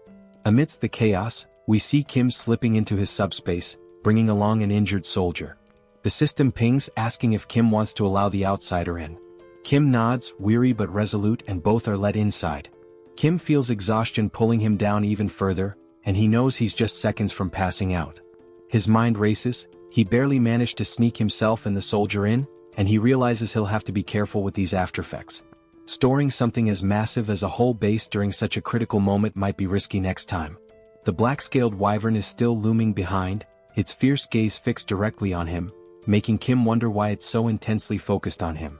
Meanwhile, Pighead stands confidently before the wyvern, boasting about his new physical enhancement power, bragging he can shatter boulders with a single punch. Without hesitation, he swings at the wyvern, but to the enormous creature, it's nothing more than a mosquito's tickle. The wyvern doesn't even react. Suddenly, a bone-crunching sound fills the air. Kim, dreading what's happening, turns around slowly to see Pighead's fate, eyes widening in shock. With a single chomp, the wyvern swallows Pighead whole. Just like that, he's gone. Young-soo rushes over to Kim, checking if he's okay. Kim assures him, though he's clearly drained, his energy barely hanging on. He managed to bring the injured soldier along, who looks worse for wear. Kim and Young-soo gently lay the soldier on a bed, relieved to see he's mostly unharmed, with just a few scratches. But the man is severely malnourished. Kim recalls Pighead's rant about taking over the military base while struggling with food shortages, which must have left the soldier without proper nutrition for weeks. Young-soo then mentions something strange happening in Kim's subspace. An enormous structure has appeared, and not just any structure, it looks like an entire city. He leads Kim to a vantage point and Kim's jaw drops. He thought he'd stored just the military base, but somehow he transported the whole base city into his subspace. His mind races, he hadn't realized the extent of his power. He'd only commanded the system to store the base, but without specifying a building, it interpreted it as the entire city. Young-soo is equally stunned, staring in awe at this impossible sight. Kim realizes he needs to explore the military base thoroughly. Young-soo agrees to watch over the soldier and let Kim know when he wakes. Kim hops into his Mercedes and begins driving through the military base city, his mind buzzing with possibilities. Weapons, ammo, gas masks, military vehicles, even tanks. It's the ultimate jackpot for surviving the apocalypse, but there's a catch. Unlike the Logitech Center, where PAX handles everything and can send supplies directly, this sprawling city means he'll have to locate and retrieve each item himself. As he drives, Kim starts to grasp just how huge this place really is, realizing he has a massive job ahead of him to map out every corner. If he'd known it was this vast, he might have stored all the weaponry and supplies directly in his subspace. Now he's planning his next move. Once he identifies the locations, he'll send Young-soo to retrieve ammo and weapons, while he prepares to strike from his portal. Then a crucial thought hits him: supplies here aren't endless. Unlike the Logitech Center's infinite stock, resources from the base could run out. No more limitless bullets or grenades for reckless use. As he's lost in thought, Pax suddenly appears, casually correcting him. Pax explains that the base isn't an ordinary storage area. It's been fully integrated into the Logitech system format. Kim's jaw drops as Pax continues, revealing that since the military base has merged with his subspace, he can now command it just like the Logitech center. Kim can hardly believe it, but Pax confirms that the base is synchronized. He'll have unlimited access to its supplies, vehicles, and equipment, just like in the Logitech center. This changes everything. Kim can barely comprehend it. His mind races through the possibilities, his face a mixture of shock, wonder, and pure excitement. He asks Pax for double confirmation. Are they really talking about endless rifles, ammo, grenades, everything? Pax nods, and it's like Kim's entire reality has flipped upside down. This isn't just groundbreaking, it's downright game-changing. Still buzzing with excitement, Kim needs more details. He asks Pax how long synchronization will take. Pax admits it's a massive job with only 0.81% done so far, so there's no clear timeline. But Pax offers a solution. If Kim prioritizes specific items, Pax can sync those first, making them immediately accessible. Without hesitation, Kim lists his essentials. Rifles, ammo, grenades, vehicles, and fuel, the lifeline for surviving this apocalypse. Kim smirks, knowing that with these at his fingertips, there's nothing out there he can't face. Pax informs him that the synchronization will be ready in just 10 minutes. After that, he'll have unlimited access to all the weapons, vehicles, and supplies he needs to go full throttle. Feeling a surge of confidence, Kim asks Pax if there's a security system, something to ensure no one touches the base without his direct approval. Pax confirms with a simple, yes. Satisfied, Kim tells him to lock everything down immediately. Kim thinks about it for a moment, not that he doesn't trust Young-soo and his family, but he's unsure about this soldier they saved. Standing by his portal, he realizes he now holds power over food, vehicles, and weapons in his hands, hoping the outside isn't as chaotic as he suspects. But outside it's a nightmare. The wyverns are on a rampage, tearing through Pighead and his lackeys one by one. Kim understands that the chaos outside won't settle down anytime soon. Back inside, he and Young-soo prepare for battle. Young-soo dons his old boss uniform, looking every bit the part, and Kim grips his M416 rifle, locking and loading. In front of them is a massive crate filled with endless ammo. Young-soo, with a hint of nostalgia, remarks it's been years since he held a gun and never thought he'd be back in action. Kim reassures him. He's duplicated thousands of rounds, each box loaded with 10,000 bullets. Young-soo doesn't need to worry about running out or jams. Kim throws Young-soo a little challenge, asking if he still remembers how to shoot. Smirking, Young-soo picks up his own M416, telling Kim he's about to show him just how skilled he was back in the day. He takes aim, exhales, and fires. Every shot hits its mark, taking down wyverns one after another. Headshot after headshot, Young-soo drops over 50 wyverns in record time. After half an hour, his gun is red hot, smoke thick in the air. When the haze clears, the floor is littered with wyvern bodies. Adrenaline still pumping, Young-soo admits he hasn't enjoyed himself this much in years. He thinks they've cleared them all and are ready to move on. But Kim's face is tense. He has a nagging feeling. Kim warns Young-soo, saying not all the wyverns are dead. Young-soo looks around, confused. Every wyvern he can see is down. But Kim mentions a massive black-scaled wyvern he saw earlier, unique and ominous. Young-soo is skeptical, but then the scene shifts, revealing the creature Kim described. Hidden in the shadows behind Kim's portal, the black dragon waits, silent but fierce, as though it knows Kim and his team are inside and is simply waiting for the right moment to strike. Young-soo peers outside, squinting but sees nothing. He wonders if Kim is just being paranoid. Then Kim shares an idea. What if these massive creatures are lying in wait, hidden and ready to pounce the second they step outside? From what he observed, that black wyvern seemed too smart for comfort. Young-soo agrees, noting that in this post-apocalyptic world, caution isn't just smart, it's survival 101. Then Young-soo has an idea. Could a remote-controlled car serve as bait? Would that huge beast chase a small moving target? They decide to give it a try. The scene shifts, showing both men with remote-controlled cars, each with a humanoid doll mounted on top. With a deep breath, they count to 3 and send the cars forward. The dolls roll out of the portal, looking like humans stepping into the danger zone. In an instant, a massive wyvern swoops down, claws piercing the doll's torso and ripping it apart. Young-soo's jaw drops in disbelief. He can't believe the wyvern was actually lurking back there. His eyes widen in terror as he watches the beast tear the doll apart, its massive teeth glinting in the light, each one nearly the size of Young-soo himself. In the next instant, the wyvern turns, its glowing eyes fixed on the portal. Without hesitation, it lunges forward, trying to force its way inside. Kim's heart skips a beat. He shouts for Young-soo to start firing. Together, they unleash every round of ammo they have on the beast. For 15 solid minutes, they pour bullets into it, the room filling with thick smoke. They think maybe they've taken it down. But as the smoke clears, those glowing eyes remain fixed on them.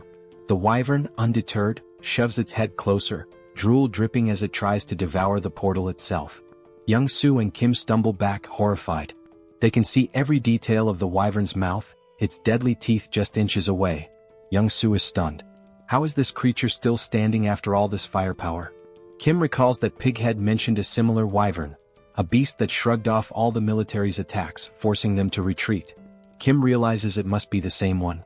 But this isn't just brute strength. Something seems to shield this creature from harm. It's as if its hide isn't only thick but somehow imbued with a protective ability. Kim doesn't have time to dwell on it.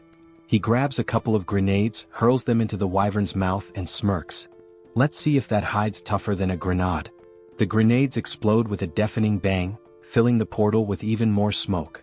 Kim and Young-soo don't let up, throwing grenade after grenade, each explosion answered by the wyvern's enraged roars. An hour passes, their shoulders aching from the relentless attack. Young-soo groans, never imagining that throwing grenades could be so exhausting.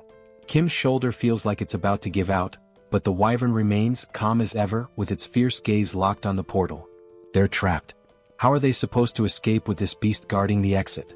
Suddenly, the wyvern slams its claws against the portal, but thanks to its unique properties, it can't break through. Kim is left feeling both frustrated and confused. They've thrown everything they have, yet the wyvern's scales remain untouched.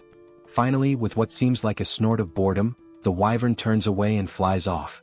Young-soo, bewildered, wonders why it left. Kim suspects it got tired of waiting for them to make a mistake. After hours of failed hunting, it probably decided to look for easier prey. At least for now they're safe. They wait an extra hour to be sure. When the wyvern doesn't return, Kim and Young-soo share a look. Exhausted but determined, they gather their supplies, ready to continue the journey. The scene shifts as Kim and Young-soo hit the road again. Young-soo, still visibly shaken, can't help but mumble about the horror of facing such a monstrous wyvern. Kim shares his concern. Those dozens of grenade explosions barely left a mark. If a creature that size can withstand grenades, what kind of weapon would it take to bring it down? Kim realizes that regular explosives just aren't enough. Bombs are designed for taking out smaller targets like humans, not dragons. Sure, he could grab a rocket launcher or missile from his subspace, but that kind of firepower would destroy everything around them, risking innocent lives. He can't take that path, it would strip away his humanity. Frustrated, he realizes he needs a weapon as powerful as a bomb but without the massive destruction. The more he thinks, the more his head aches. Maybe, he muses, if he had something heavy enough dropped from an extreme height, it could seriously damage the wyvern. But using a tank wouldn't work, the wyvern would dodge it with ease.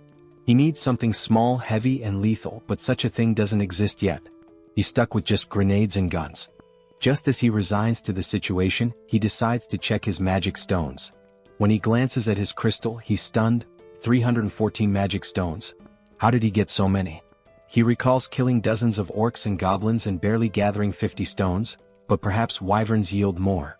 With this many stones, Kim gets an idea. He'll upgrade his abilities. He invests 100 stones into his subspace, expanding its range to an impressive 50 meters. Now he can transport 4 items per second, making this skill incredibly powerful. With 189 stones remaining, there's one thing he hasn't tested yet: his pocket dimension lab. It was something he'd unlocked with his last upgrade but never got around to testing. Now, with curiosity piqued, Kim decides to activate it. He channels 50 magic stones into it and suddenly, his pocket dimension lab comes to life. According to the description, this is a space where he can combine or separate anything he desires. A spark of excitement lights up his eyes. Maybe he can create something unique, something that will give him the advantage he's been looking for. Kim turns to Young-soo, telling him he has something important to investigate and that he should hang out in the subspace for a while. Young-soo pauses, then grins, saying they're almost in Gangnam. He points out that there's no sign of any monsters, so he'd rather keep driving while Kim checks out the subspace. Kim, still worried, asks if Young-soo is sure it's safe. Ever the problem solver, Young-soo suggests that if Kim's that concerned, He can go into his portal while Young-soo continues driving the Mercedes. He's noticed that as long as he's driving, the portal stays with them. Intrigued, Kim ducks into his portal and sure enough, as Young-soo drives, Kim realizes he's moving right along with him. Impressed, Kim agrees to the plan, though he still feels a bit tense. He steps into his newly unlocked pocket dimension to explore. Inside, everything is vast, white and empty. He wanders around, testing the space, when his system chimes in, explaining the capabilities. He can combine or separate objects here. He can merge multiple items, regardless of their type, or break them down into components. Kim's mind races. This could change everything. Could he, for example, merge a rifle with its magazine to create an endless ammo feed so he wouldn't need to reload? Pax confirms that this idea is completely possible. Then Kim wonders if he could pull a grenade safety pin while storing it, so it would explode the moment he sends it out. Pax confirms again. Eager to test it, Kim has Pax remove the pin and create a new item, costing him 15 magic stones. He's fascinated by the result, but he knows a single grenade won't be enough for the wyvern. He needs something far more powerful. A smirk forms as Kim begins crafting a secret weapon. Meanwhile, Young-soo encounters a massive barricade, a wall of stacked cars blocking the road like some post-apocalyptic obstacle. He wonders who would create such a barrier. At that moment, Kim steps out from his subspace and asks how much longer to Gangnam. Young-soo explains that there's no monster trouble, but someone's blocked the road entirely with cars. He suggests they'll need a detour. Kim stops him. No detour is needed. He's got a new weapon to clear the way. Just as Young-soo is about to ask what he means, metal plates, each weighing 20 kilograms, start flying like bullets, slamming into the cars at incredible speed and scattering them like toys. Young-soo watches in shock. It's a stack of plates fused together, flying at 150 kilometers per second, creating a barrage of 500 kilograms that obliterates anything in its path. He's awestruck, yelling, "What on earth did you make?" The scene shifts to a group guarding the road from atop a building, watching for any monsters. They're armed with whatever they could find, mostly household tools. A middle-aged man, nervous and bewildered, wonders how that wall of cars collapsed so fast. Another, equally baffled, mentions how the wall withstood multiple monster attacks. It shouldn't have fallen like that.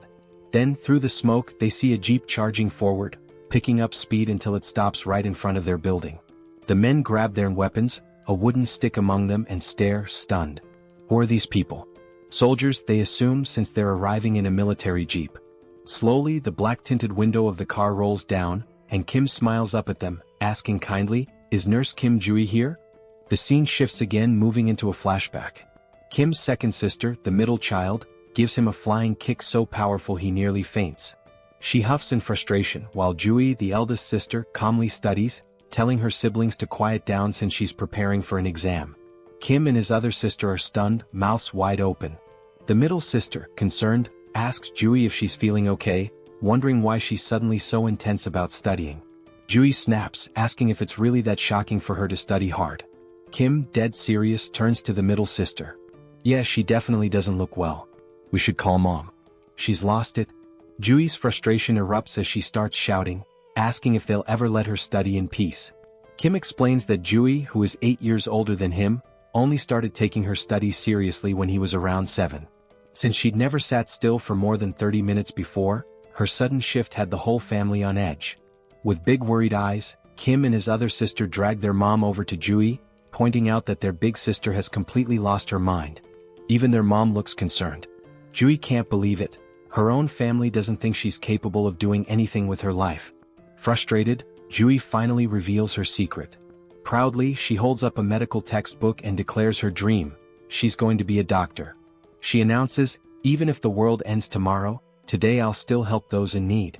Her face glows with pride, her eyes shining with determination. The whole family is stunned. They just stare at her, speechless. Kim and his other sister turn to their mom, whispering that Jui's condition is getting worse. Maybe she needs a mental hospital ASAP. The house erupts into a family brawl, everyone yelling, laughing, the whole scene chaotic. Days pass, and they assume Jui's passion will fade like a teenage phase, and that her ambition to be a doctor will pass. But no, her grades soar. She skyrockets through high school, and before anyone realizes it, she's accepted into the top nursing school she applied to. Her dad, mom, Kim, and her other sister are shocked. Juri, who once couldn't sit still for 30 minutes, has achieved the unthinkable.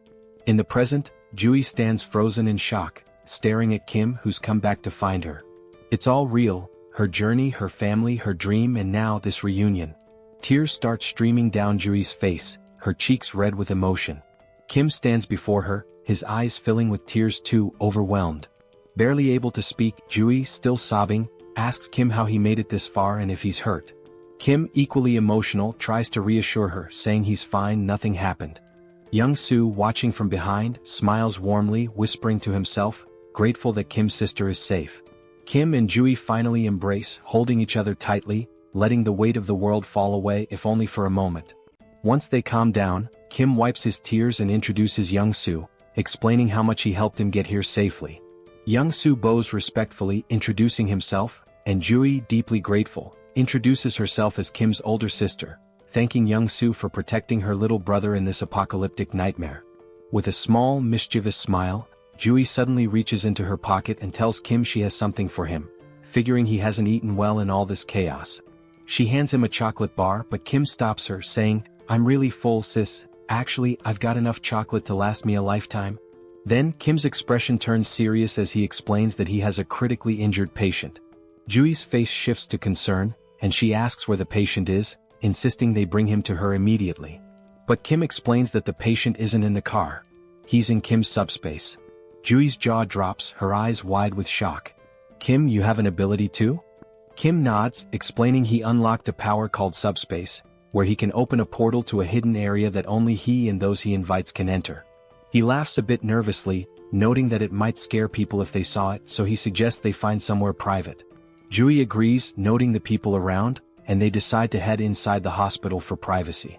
Slowly, Kim, Young-soo, and Jui enter the hospital, and the sight is heartbreaking. People clutching nothing but wooden sticks for protection, hollow-eyed and starving, sprawled across the floor like lifeless bodies. They finally reach Jui's private room. Young-soo closes the door behind them, leaving only the three of them. Kim then opens the door to his subspace, and as he does, Jui stands in shock, her eyes wide, mouth open, as she gazes at the vast, city-like area before her. "What is this?" Jui asks in amazement. "Are all these buildings part of your ability?" Kim reassures her, promising to explain later, but for now she needs to follow him. They make their way to where Kim has kept the injured soldier. Jui rushes to his side and begins examining him. Kim, still anxious, asks, "What do you think, Jui? Will he make it?" Jui, dead serious, asks how long he's been like this. Kim explains he's not sure, but it couldn't have been too long since he found him on the way there. He suspects the man was beaten and tortured. With a solemn expression, she tells Kim that this man may not survive much longer. Upon hearing this, both Kim and Young-soo freeze, fear visible in their eyes. They had been holding on to hope that the man could be saved. Desperate, Kim asks, "Is it really that bad?" Jui's tone then shifts. She smiles and explains that under normal circumstances, his chances would be slim. But then, her hands begin to glow with a green aura, and she grins confidently. "Isn't it cool?" she says, "I've awakened as a healer." She places her glowing hands on the soldier's chest, the green light spreading over his body. She warns them that her skill level is still low, so a full recovery is unlikely, but he won't die. After 5 minutes, Jui finishes the healing. The soldier's wounds close and his breathing stabilizes. Jui explains that while it's not a complete recovery, the essentials are taken care of. He's severely malnourished and will need food and rest to regain strength. Suddenly, Kim says, "Sis, even with the world ending, you're still treating patients. Just like you said you would." Jui, caught off guard and slightly embarrassed, laughs nervously. "Why bring that up now?" But Kim, undeterred, repeats her words from childhood. "Even if the world ends tomorrow, I'll still treat the sick today." Blushing, Jui shouts, "I should have disciplined you like sister number 2 did when you were little." And just like that, they're bickering again. Once the playful quarrel dies down, Jui turns serious. "Now, explain everything. What's been going on?" Kim takes his time and goes into detail, telling the entire story, how he got trapped in the storehouse, how he sent messages to Jui and sister number 2, and how the network system went down. He recounts unlocking his subspace ability, accidentally storing the Logitech Center, and merging with Pax AI.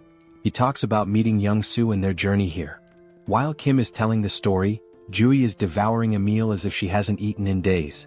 Kim sighs, annoyed, and asks, "Are you even listening, Jui?" With her mouth full, Jui nods and says, "Of course I'm listening." Kim challenges her, "Alright, what did I just say?"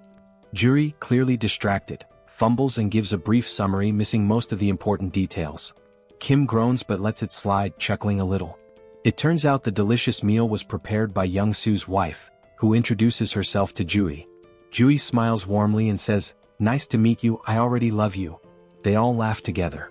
Young-soo's wife offers more food, saying, "If you're still hungry, there's plenty more in the fridge. Just ask." She also tells Kim that she's prepared a bed for him in the first-floor staff room with supplies, suggesting he rest there. Kim tries to thank her, insisting she didn't need to go through so much trouble, but she smiles and replies, "With everything you've done for us, it's the least I could do." Juri, still curious, turns to Kim and asks, "How did Young-soo and his wife get into your subspace?"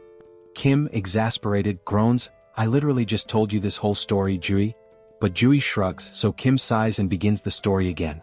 Afterward, Kim starts explaining his future plans. He sums it up, saying he's going to bring his entire family into his subspace. The first goal has already been accomplished. His older sister, Jui, is safely inside. Next, he'll go find sister number 2, who is in Area 0. Jui's expression changes at this. In a serious tone, she apologizes to Kim, saying she can't come with him because she needs to stay here. Kim's face falls, shocked. "Why do you have to stay in such a dangerous place all alone?" he asks, concerned. Jui sighs, agreeing that it's dangerous, but explains it's not just that. There are other patients, and while other nurses can help, she stops mid-sentence as the scene shifts. In another building, a shadowy figure watches through a window at Kim and Jui's building. He notes that 2 people arrived in a military jeep, and his guards reported a loud crash from the car wall outside. The wall was broken by a jeep, he wonders. Puzzled, he speculates that they might be special forces, but an unknown voice interrupts, suggesting that one of them is Jui's younger brother. The man's face is revealed, ugly and intimidating. His companion, sounding hopeful, remarks that if one of them is Jui's brother, they might not be hostile, just in need of food and shelter. With control over the food supply, they could leverage Kim if necessary. But the ugly man's expression turns serious as he smirks and says, "Do you really think those 2 are stronger than you?" Just then, a towering 7-foot muscular figure steps forward from the shadows. His body is covered in veins and has a lifeless, vacant look, almost like a living corpse. The muscular man reassures his boss that it's unlikely anyone is stronger than him. The boss instructs him to greet Jui and her brother warmly, feigning kindness, while also making sure to fix the broken car wall. The muscular man nods, explaining that he has doubled the wall's height, ensuring it will be impossible to break through again. The scene shifts back to Kim and Jui, where Jui starts telling Kim about the department head, Jean. She reveals that Jean has an awakened ability, allowing him to control minds and poison people. Kim's expression turns serious as he listens intently. Jui continues, saying that Jean has somehow gained control over most of the awakened people in the area, and they are now guarding the food and monostone supplies. Because of this, the people in Jui's building are starving. She confesses that she's been secretly stealing monostones, trying to strengthen her own ability to potentially cure those who are poisoned or mind-controlled. She explains that she plans to stay behind to help these people while Kim goes to rescue their parents. But Kim firmly says no. Juri, frustrated, begins to explain that the people here have no food or water and will starve if something isn't done. Kim interrupts her with an annoyed tone, asking, "Did you even listen to my entire story?" Juri looks puzzled as Kim, arms crossed and eyes closed, coolly points out, "The main weapon Jean has is control over food, right?" Juri nods. With a sly grin, Kim says, "Then solving this problem is a piece of cake for me." He tells Jui to watch his incredible ability in action. Jui winces, muttering that it seems like Kim's middle school phase is back, but before she can finish her sentence, her jaw drops. From Kim's subspace, stacks of meat, vegetables, water and other food supplies come pouring down from above, filling the room to the brim, leaving Jui and the others in stunned silence. At this point, Kim has just uncovered the ultimate infinite food glitch. Jean Sung-hak received an urgent report about Jian's younger brother bringing in a supply of food, but he remained unimpressed. The messenger emphasized that the quantity was remarkably large, but the man stayed indifferent. With just 2 individuals in a single military vehicle, he doubted their capacity to transport such an amount. Sooner or later, people would steal their food, and once it was gone, they'd come back begging for rations like everyone else. Jean Sung-hak thought they should have hidden their provisions and used them sparingly instead of being overly generous. Yet, this generosity might eventually play to the villain's advantage, making things easier than anticipated. The messenger added that the newcomers had brought in more supplies than the entire hospital had managed to gather so far. This revelation sent a chill down Jin Sung-hak's spine. No matter how one looked at it, it was physically impossible for two people to collect such a large quantity of food for everyone. The hospital's current stash had been gathered by their scouting team, enough to fill an entire truck. Jin Sung-hak speculated that the newcomers possessed some sort of ability to duplicate items or manipulate object sizes. Whatever the case, they clearly relied on an ability to secure those provisions, and the hospital needed to recruit them. Jin Sung-hak prepared his signature drug and tasked his strongest subordinate, Song Hyun-gu, with the job of getting Ju-hyun's younger brother addicted to it. If the plan failed, they could simply kill the boy. There was also the driver to consider. Late at night, Jung-hyun distributed food among the hospital's residents, all while searching for someone in the crowd. He believed that finding this person would simplify matters significantly. A short while earlier, he had shared his strategy for neutralizing all of Jin Sung-hak's weapons. The plan involved dumping the poisoned food and replacing it with fresh supplies, subduing the addicted ability users, and dealing with Jin Sung-hak, who was no combat threat at all. Jung-hyun tried to gather as much information as Ju-hyun had. Most of the abilities possessed by the addicted users were trivial. One could reseal cans and another could automatically do laundry. In general, very few awakened abilities were combat relevant, with the exception of one individual in the hospital. That person was Song Hyun-gu, whose presence alone was intimidating. After the world descended into chaos, Hyun-gu traveled from Iljiro to Gangnam, concerned for his mother in the hospital. Ju-hyun didn't know much about Hyun-gu's ability other than that he was unnaturally strong. His massive frame was impossible to miss, and the car wall protecting everyone had been built by him with his bare hands. Now, that giant of a man had finally come face to face with Jung-hyun for a private conversation. Although Jung-hyun felt nervous, he had some business to settle with the muscle-bound man, making this encounter ideal. Hyun-gu couldn't fathom what kind of business the younger man had in mind, but it no longer mattered. The two stepped outside near the car wall that started it all. Calmly, Hyun-gu presented Jung-hyun with two options: either drink the medicine willingly or face a painful death. He strongly advised against trying to flee as it would be futile. It became clear why Hyun-gu had chosen such a secluded location for their meeting. Jung-hyun, however, never planned to run. He knew he'd be caught if he did. Instead, he opted for a secret third choice, trapping Song Hyun-gu on the spot. Provoked by the young man's defiance, Hyun-gu lunged to grab and crush him. Before he could, his fingers touched an immovable barrier. Jung-hyun had disappeared, leaving behind only a strange portal to the logistics center. At first, Hyun-gu couldn't make sense of what he was seeing. By the time he noticed the drone hovering before him, it was already too late. A professional-grade high-speed bowling ball struck him in the stomach, winding him. Jung-hyun wondered if a 90 km/h bowling ball was excessive but decided mercy wasn't an option. He followed up with another strike, this time targeting Hyun-gu's right leg. The attack left Hyun-gu groaning in pain, unable to move effectively. When the muscleman demanded to know what ability Jung-hyun was using, the young man responded by launching a barbell plate stack to the ground. Immobilized, Hyun-gu was warned to stay put. The plates, though slowed, were still heavy enough to shatter bones or end lives. Refusing to stay idle, Hyun-gu charged at one of the stacks and managed to grasp it firmly, surprising Jung-hyun. The brute began lifting the stack, disrupting Jung-hyun's plan. But while Hyun-gu focused on lifting the stack, he unknowingly triggered the metal trap.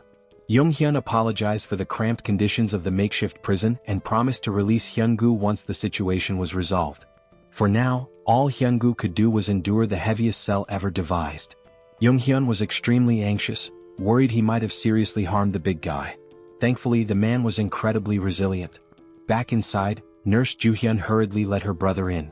She had heard a loud noise outside and feared her little brother had encountered the muscle-bound man. Jung-hyun casually confirmed her suspicions as if it were nothing. He gestured outside, allowing his sister to see where he had left the biggest threat.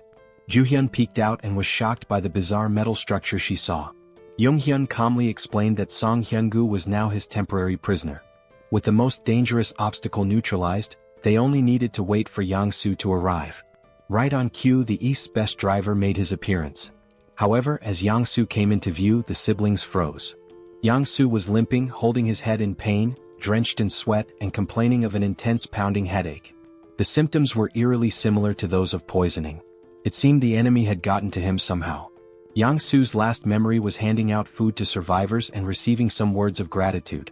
Ju-hyun noticed a tiny puncture wound on his finger, a likely delivery method for the poison. The culprit must have pricked him while pretending to thank him. For now, Yang-soo needed rest and confinement in the subspace. He would have to be isolated for a while. Jung-hyun hadn't anticipated this turn of events.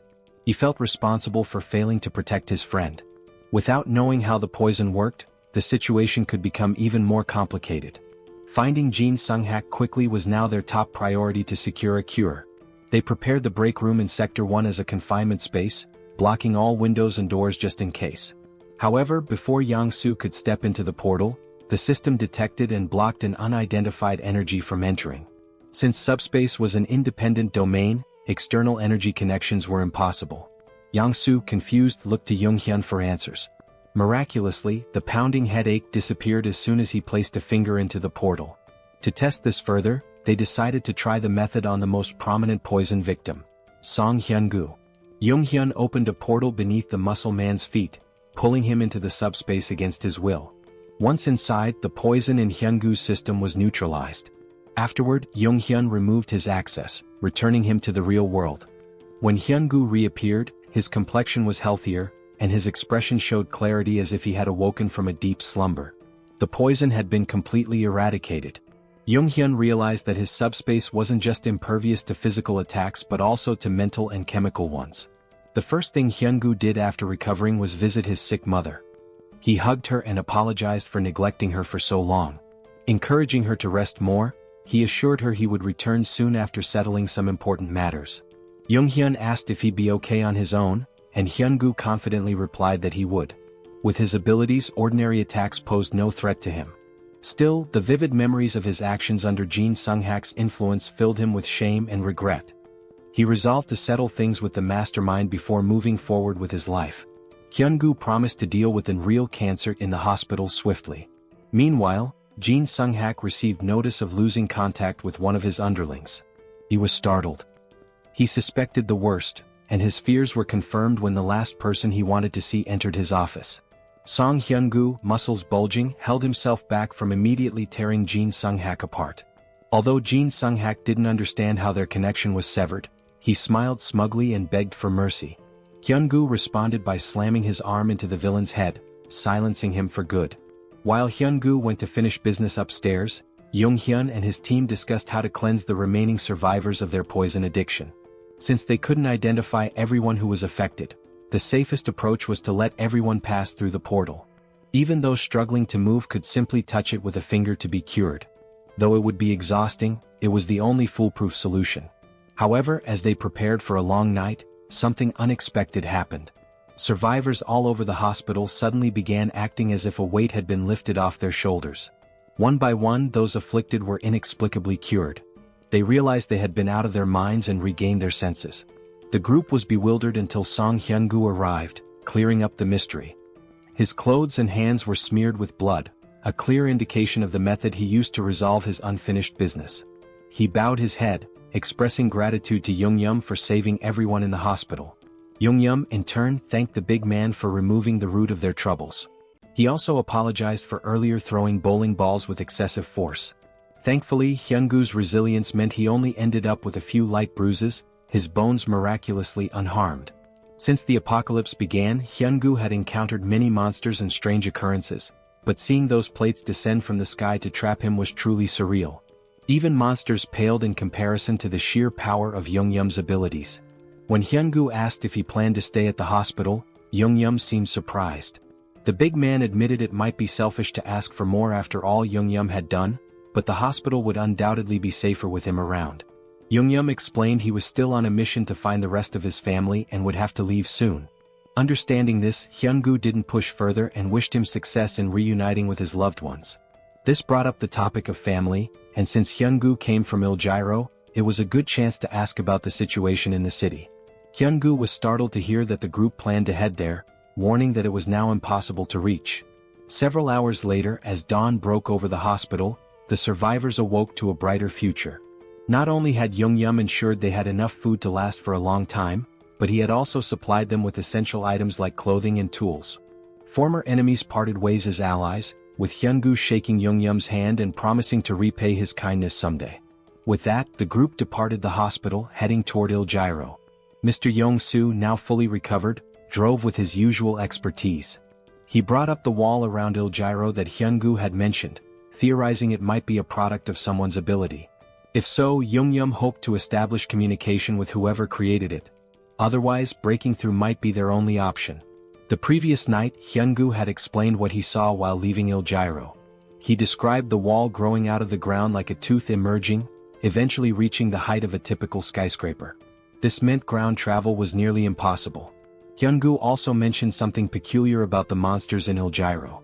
Unlike those in Gangnam, the city was infested with undead creatures, skeletons that reanimated even after being destroyed. Walking corpses were a common sight there. Despite Iljiro's challenges, Yoongyum wasn't worried about his sister, Seol, who was trapped inside. He believed she could handle herself, even without awakening any special powers. While inside his subspace, Yoongyum received a call from Ju-yeon, who had finally agreed to join them after the hospital was freed of poison. When he lazily asked why she was calling, Big Sis immediately scolded him to adjust his tone. She informed him that the soldier they had rescued had regained consciousness. Yoongyum quickly entered the subspace, where the soldier sincerely thanked him for saving his life. The soldier introduced himself as Colonel Han Hyung-ho of the 50th Intelligence Communications Battalion. Thanks to Ju-yeon's careful treatment, he had made a full recovery. Looking around, the colonel seemed confused. He could see the military command center outside but found the rest of the surroundings unfamiliar. There shouldn't have been any buildings in that area, let alone a logistics center. Yoongyum explained they were currently inside the staff lounge of the PAX FC Logistics Center within his subspace. Outside, they were in Gangnam heading toward Hanam Bridge. The colonel struggled to process this information until Ju-yeon simplified it. They were inside the kid's ability, situated in Gangnam. Upon learning this, the colonel humbly requested to be dropped off on the road. Yoongyum assured him they meant no harm and only wished to help. The colonel acknowledged this as the group had saved him from near death, but he couldn't share the details of his mission, which was to reach the Joint Chiefs of Staff as soon as possible. Recognizing the national importance of the mission, Yoongyum called PAX for assistance. Instead of simply letting the colonel go, he handed him banana milk and a sandwich, insisting he eat before explaining more about his mission. Despite his hunger, the colonel resisted at first. But when Yoongyum presented a feast of pizza, waffles, chicken, and other delicacies, the colonel couldn't hold back. As he ate, he began to reveal classified information. It all started when creatures from the other world appeared simultaneously across the globe. These entities included more than just monsters. There were insects, animals, plants, and even geographical features like mountains suddenly emerging. They attacked indiscriminately, targeting humans, animals, and even each other. They showed no mercy to anyone or anything.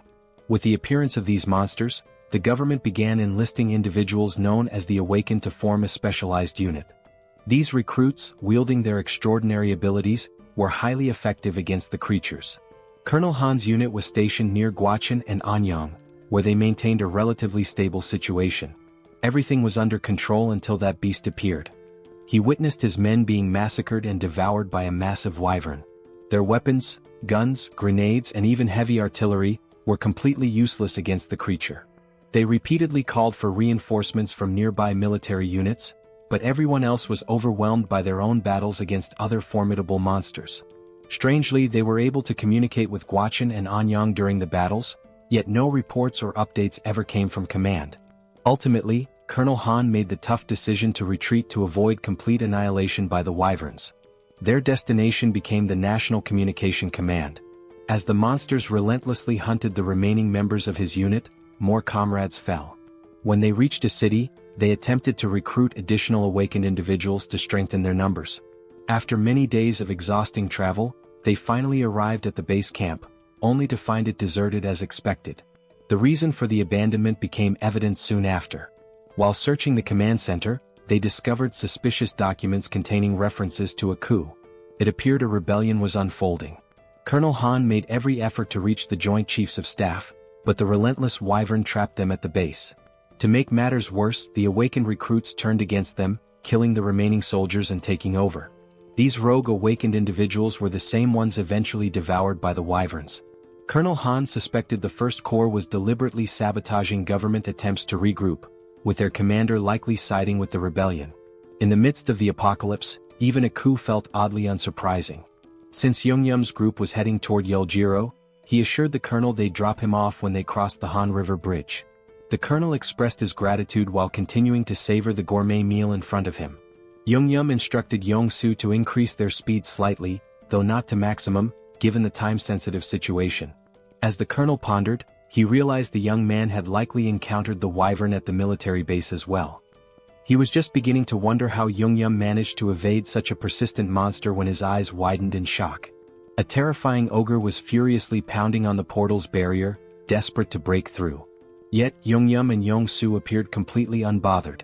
While the colonel was paralyzed with fear, the rest of the group acted as though it were just another mundane day. Suddenly, a stack of heavy barbell plates shot out of the portal, striking the ogre and sending it flying like a lifeless ragdoll.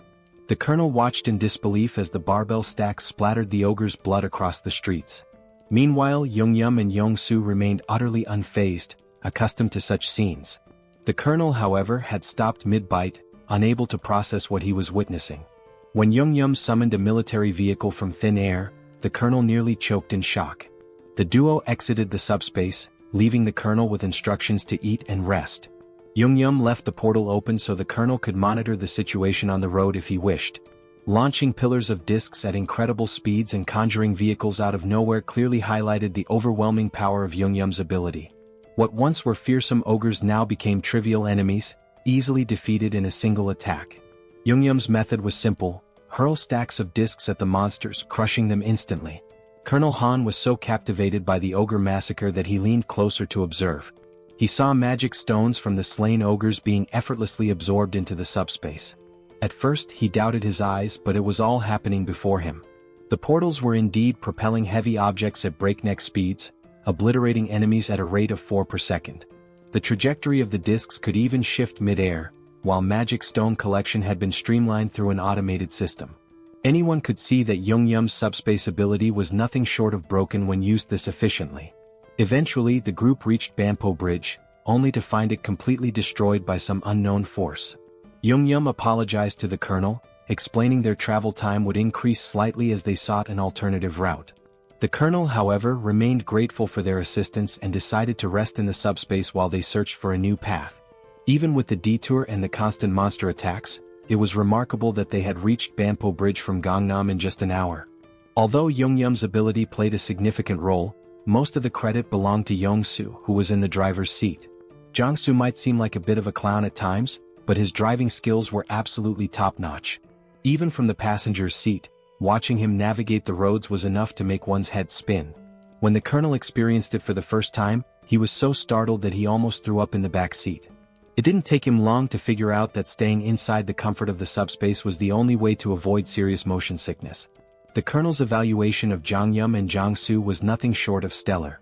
Both young men were incredibly skilled and resourceful. After more driving and monster slaying, the group reached another bridge. It looked worn and unstable, but at least it was still intact. Jongsu believed he could drive across the entire length, but Jongyum hesitated. He had noticed some suspicious figures in the distance and grew cautious. Upon closer observation, he saw what appeared to be a massive wall, likely the rumored barrier of Yeoljiro they'd heard about. With its immense size, there was no chance of getting through it by car. However, since they were still too far to confirm whether or not they could breach it, the best course of action was to get closer and assess. Crossing the bridge would also take them through Yongsan, allowing them to drop off Colonel Han along the way. After a few minutes of uneventful driving, they reached the colonel's stop. He expressed his gratitude for being safely escorted, even though it wasn't their responsibility. Jongyum wished him luck with his urgent mission and they parted ways. Meanwhile, Jongyum's focus returned to finding a way into Yeoljiro, where his little sister might be. The fortress wall, upon closer inspection, was even higher and sturdier than expected. He considered whether leveling up enough to absorb the entire wall into the subspace might be a viable solution if all else failed. Unfortunately, his current level was far from sufficient for such a feat. He estimated needing another 2 hours of grinding, collecting 400 magic stones per hour, to upgrade his subspace abilities.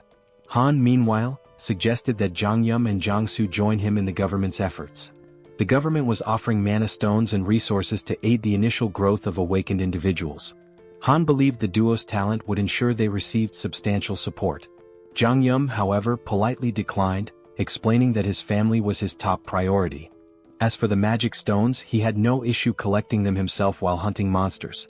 Han, though disappointed, understood Jang Yum's reasoning. However, he mentioned that if they went to the Joint Chiefs of Staff headquarters, Jang Yum might reconsider since they likely had helicopters available. Han guessed correctly, they probably did. Meanwhile, the headquarters was abuzz with reports of Guaqin and Anyang falling, along with the destruction of the 56th Division. It seemed that only the 1st Corps retained any semblance of operational strength. In such chaos, the existence of a governing body was uncertain. The military forces that survived were completely in the dark. The director, lost in pessimistic thoughts, was interrupted by a messenger announcing a visitor. Colonel Han, the commander of the 50th Battalion of the National Communications Agency, had arrived. He insisted on delivering a personal message to the director, detailing how his entire unit was wiped out and how he'd made it to HQ. Han gave a flawless salute before recounting the events in excruciating detail, omitting nothing. He concluded his report by handing over a document containing undeniable evidence of rebellion within the 1st Corps. The director's stomach dropped as he read through the papers. He had been oblivious to the treachery brewing beneath the surface during this crisis. Glancing outside, he saw the men who had helped Han deliver the critical intel. Both the director and the colonel hurried to thank Jang Yum and Jang Soo for their incredible service to the country. The director also mentioned Jang Yum's abilities and his request for a helicopter in exchange for supplies. Given the strategic importance of helicopters, the director agreed to provide one, on one condition. He formally invited Jang Yum to join the military as an awakened operative. The government was desperate to stabilize the situation, and Jang Yum's abilities could be a game-changer.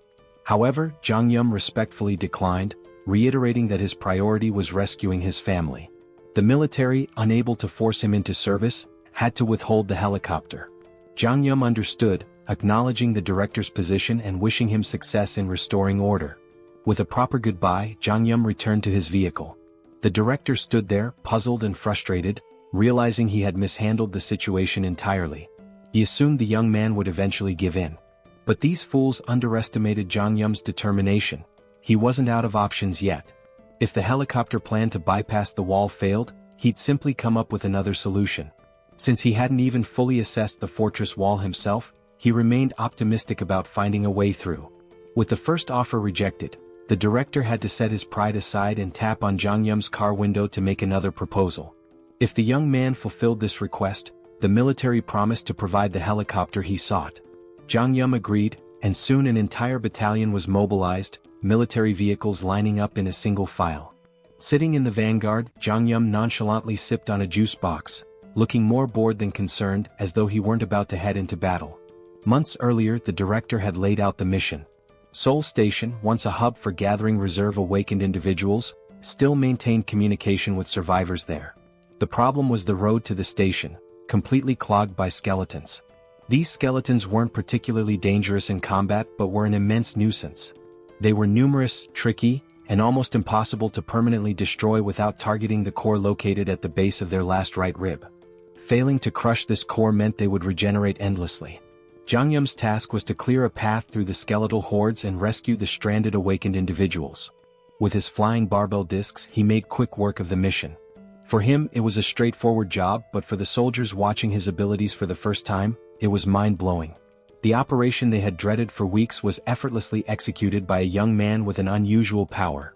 When they finally reached Seoul Station, the awakened survivors erupted in cheers, overjoyed to see their rescuers.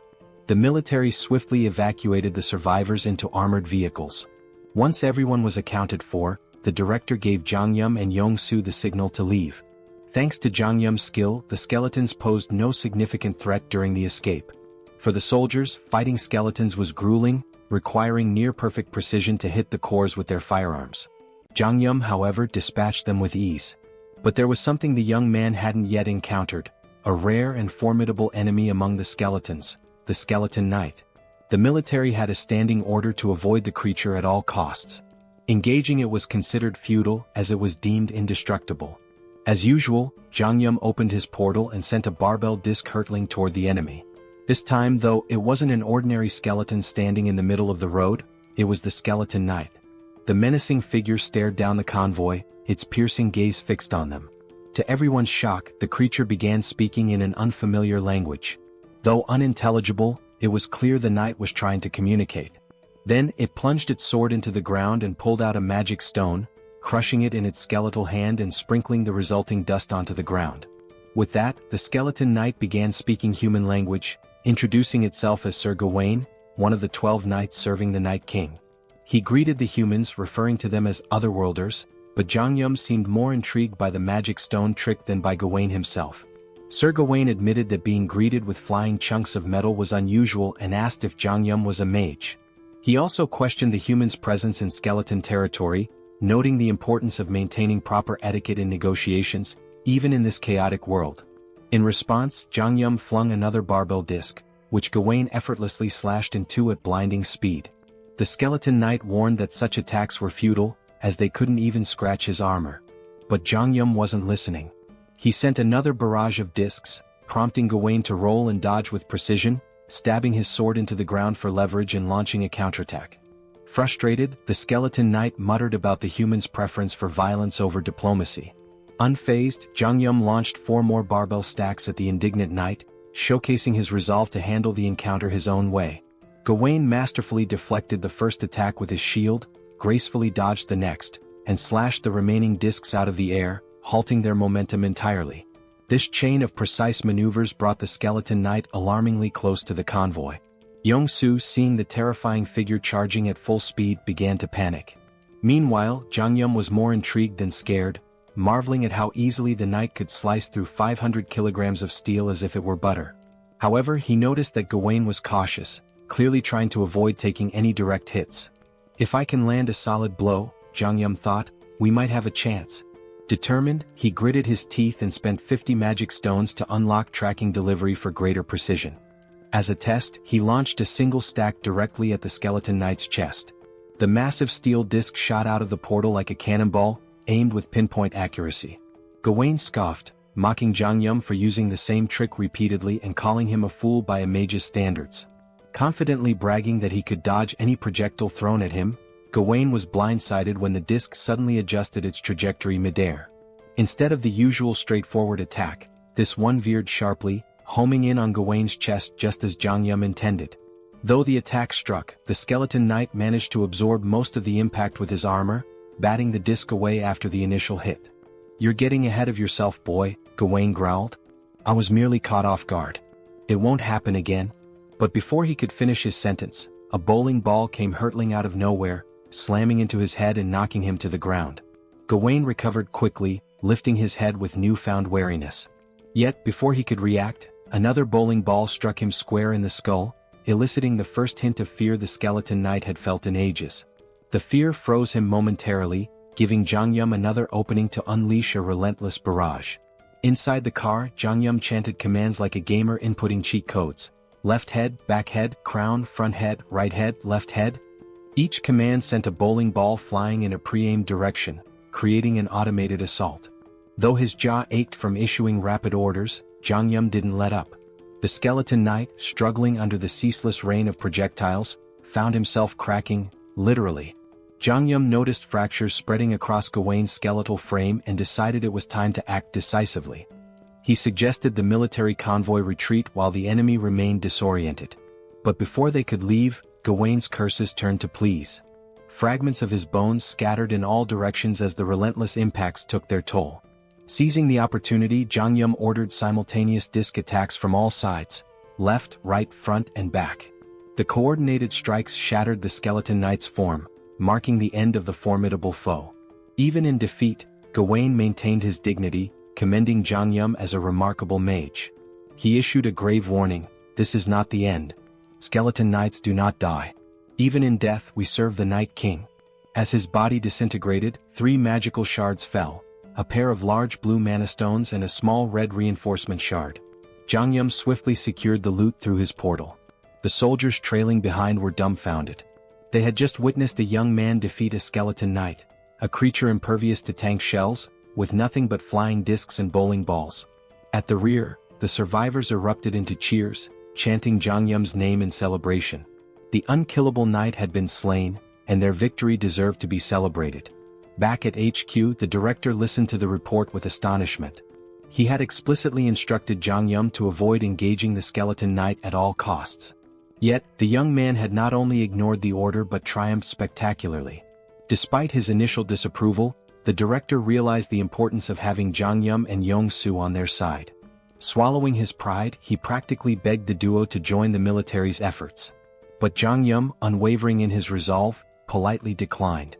His quest to reunite with his family remained his top priority, leaving the military forces to wonder how to move forward without him. Thankfully, the director was a pragmatic man and chose to step back. Still, the offer remained open. He hoped that once Jang Yum completed his mission to reunite with his family, the young man would reconsider the military's proposal. At present, the armed forces already regarded Jang Yum as an irreplaceable ally to the nation. For now, the director's priority was to honor his promise and provide Jang Yum with the helicopter he'd earned as a reward. Jang Yum wasn't exactly thrilled with the weight of expectations being placed on his shoulders. It was just another layer of pressure. Still, he could understand their perspective. After all, he had just taken down an unkillable skeleton knight that had been a nightmare to deal with. Truth be told, his victory was far from flawless. He barely scraped through. If there had been even one more adversary as skilled as Gawain, their mission would have been doomed. The harsh reality was that this rescue could have ended in disaster. What's more, there were at least 11 other skeleton knights like Gawain out there. After all, he'd called himself one of the 12 knights. And then there was Gawain's ominous warning. Skeleton knights don't truly die, even in death.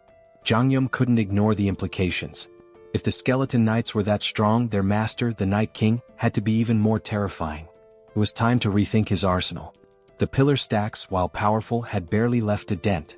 On the other hand, the bowling balls, for reasons that defied logic, had managed to crack Gawain's near-impenetrable armor. But then again, logic had ceased to exist in this world long ago. As they ascended to the helipad, the director asked if Jang Yum was really planning to head to Yeoljiro.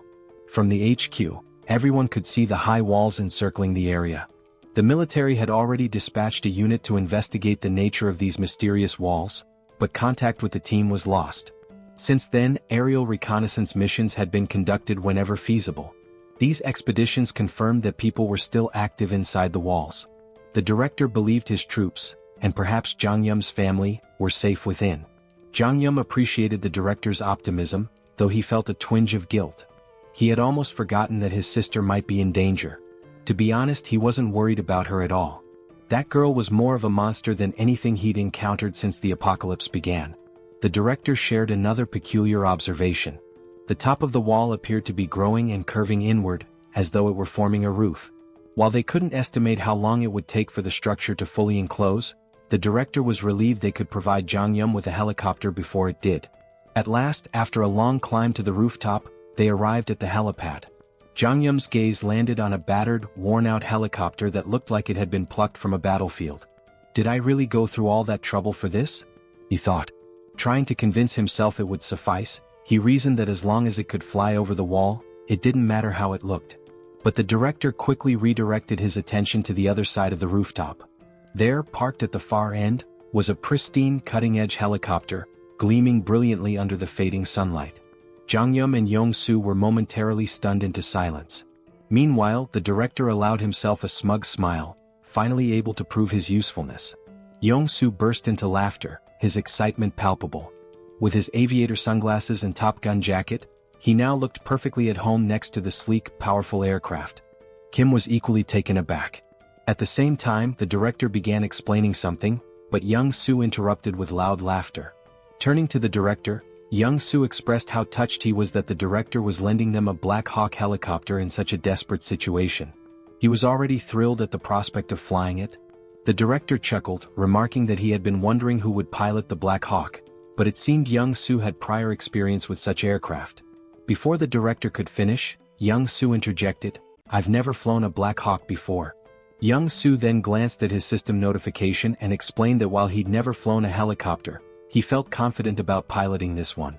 As he inspected the Black Hawk, a notification appeared on his system. It stated that by using 50 magic stones, he could register the helicopter into his system, which would instantly transfer all the knowledge necessary to fly it directly into his mind.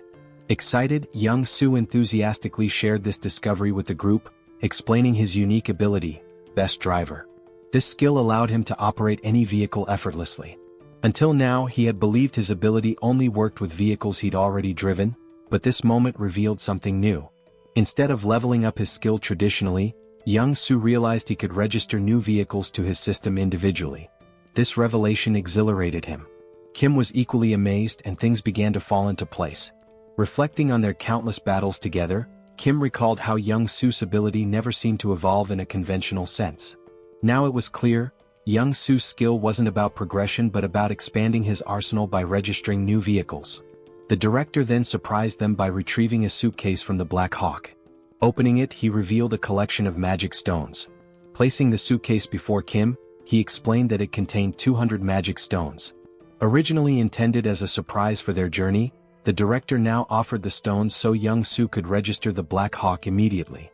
Hearing this, both Kim and young Su expressed their deep gratitude. Without delay, young Su took 50 magic stones and began the registration process. As the process completed, a torrent of information flooded into young Su's mind about piloting the Black Hawk. His excitement surged, his grin growing wicked, almost as if he were possessed by some malevolent spirit. Kim, observing the transformation, felt a shiver run down his spine. With a devilish smirk, young Su declared, "I've got this bad boy all figured out." He urged Kim to board the helicopter quickly, claiming he couldn't wait to take off. Nervous about young Su's enthusiasm, Kim hesitated and cautiously asked if he could fly the helicopter at a slower pace. Maintaining his mischievous tone, young Su laughed. "Slow? I don't do slow." Moments later, young Su leapt into the pilot's seat, his excitement palpable. Kim, his eyes brimming with tears of apprehension, reluctantly strapped himself in, resigned to what he knew would be a chaotic ride. Like a mad scientist at work, young Su began pressing buttons and muttering to himself. Turning to Kim, he quipped that they still had a bit of time before departure, suggesting Kim mentally prepare. Finally accepting his fate, Kim shifted his focus to what lay ahead. He knew that once they entered the city, they would face more skeleton knights. With this in mind, Kim decided to check his inventory to assess how many magic stones he had. He needed to upgrade his subspace level. Kim thought upgrading his subspace might unlock a new skill. Opening his inventory, he used 2 large mana stones and 1 enhancement stone. The system notified him that the large mana stones had been converted, along with 200 regular mana stones, leaving Kim with a total of 1,393 mana stones. Shocked at the sheer quantity, Kim used 1,000 mana stones to upgrade his subspace to level 3. The system informed him the upgrade would take a few minutes. While waiting, Kim inspected the enhancement stone. The system explained that enhancement stones were unique, imbued with special properties. Unlike regular mana stones, they could be consumed via the awakening system to grant specific enhancements to an item. The enhancement stone in his possession carried the fire property. A spark of inspiration struck Kim. He now had an idea of how to use the enhancement stone. However, the critical question loomed: which item should he upgrade? More importantly, Kim had no way of knowing how much his ability would increase from enhancing an item with the stone. He considers his 2 primary weapons for offense, the bowling ball and the iron pillars. However, whenever Kim used the iron pillars, the skeleton warriors easily sliced through them. Only the bowling ball proved effective against them. This is why Kim decides to upgrade the bowling ball. Upon upgrading it, he receives a new item, the fire bowling ball, which is surrounded by lava-like flames and possesses 2 main abilities, penetration and ignite. Afterward, Pax asks Kim if he wants to register the fire bowling ball as a new item. Kim agrees, and as soon as the registration is complete, Pax informs him that it's time to depart. Kim begins to mentally prepare himself, but before he can steady his nerves, young Su starts the helicopter. As the Black Hawk lifts off, Kim grows anxious. The director salutes Kim, expressing his hopes that he will safely reunite with his family and eventually return to the team once his mission is complete. Kim gives a thumbs up, bidding the director farewell. At that exact moment, the system notifies Kim that his subspace has been upgraded. The upgrade reveals new unlockable items and enhancements, including the ability to temporarily increase the shipping size limit for individual items using magic stones. As Kim reviews his unlockable items one by one, he comes across his new skills. His jaw drops in astonishment as though he's seen a ghost. The director, observing Kim's stunned expression from the ground, begins to feel uneasy. Reflecting on the 200 mana stones and the Black Hawk helicopter he provided to Kim, the director feels he has been more than generous. He even imagines reminding Kim of his help once he returns to the military base. However, he can't help but worry if something might be wrong to cause Kim's concerned reaction. Meanwhile, Kim is still reeling from his newly unlocked skill, the SUBSPACE laboratory. This feature grants a transportation function with a minor healing effect, allowing him to recover naturally within the lab. More importantly, it enables Kim to register external objects into his subspace. The system explains that a registration fee will be determined by the object's size, weight, and value. This revelation is a game-changer for Kim. Previously, his subspace ability was limited to pre-registered items, such as those from the Logitech Center or military base. But now, the ability to register external objects offers massive potential. However, the system clarifies that new items must still fit within the two existing categories, Logitech Center or military base. Kim's gaze falls on the Black Hawk helicopter. He wonders if it qualifies as a military base item. Testing his theory, Kim attempts to register the helicopter into his subspace. The system confirms that the registration will require 107 magic stones. Kim agrees and completes the process. The scene shifts back to the director, who is heading back toward the military base. Suddenly, the sound of the helicopter fills the air again. Turning around, he sees Kim and Young-soo flying back. The director grows anxious, fearing something might be wrong with the Black Hawk. Before he can react further, a large portal opens in front of him. Out of it falls a Black Hawk helicopter. Moments later, a second portal opens and another Black Hawk helicopter emerges. As the two helicopters land before the stunned director, Kim waves at him with a smirk before flying off again. The director stands there speechless. He doesn't understand what just happened. He gave Kim a battered old Black Hawk, only for Kim to somehow gift him two brand new ones in return. As the director contemplates the situation, his confusion quickly turns into mounting worry. The scene transitions to Kim, who has now entered the city. A massive fortress looms ahead, its upper sections gradually closing in to form a roof. The fortress is on the verge of sealing itself entirely. The focus shifts again, revealing a foreboding castle. Its dark and sinister interior radiates an evil aura. Sitting on an enormous throne is the Skeleton King, whose skeletal visage is illuminated ominously. In a chilling, clicking voice, the Skeleton King speaks. He admits that no matter how much he contemplates, he cannot comprehend one thing. The entry permit level for the Earth dimension is only tier 8 at most. For higher tier beings like himself to enter, they must lower their tier just as he did. It's surprising to think that a wizard, infamous for his arrogance, would come here, even agreeing to a tier reduction. Even more shocking is that he dared to invade the Skeleton King's domain and kill Guan. The Skeleton King is referring to Kim.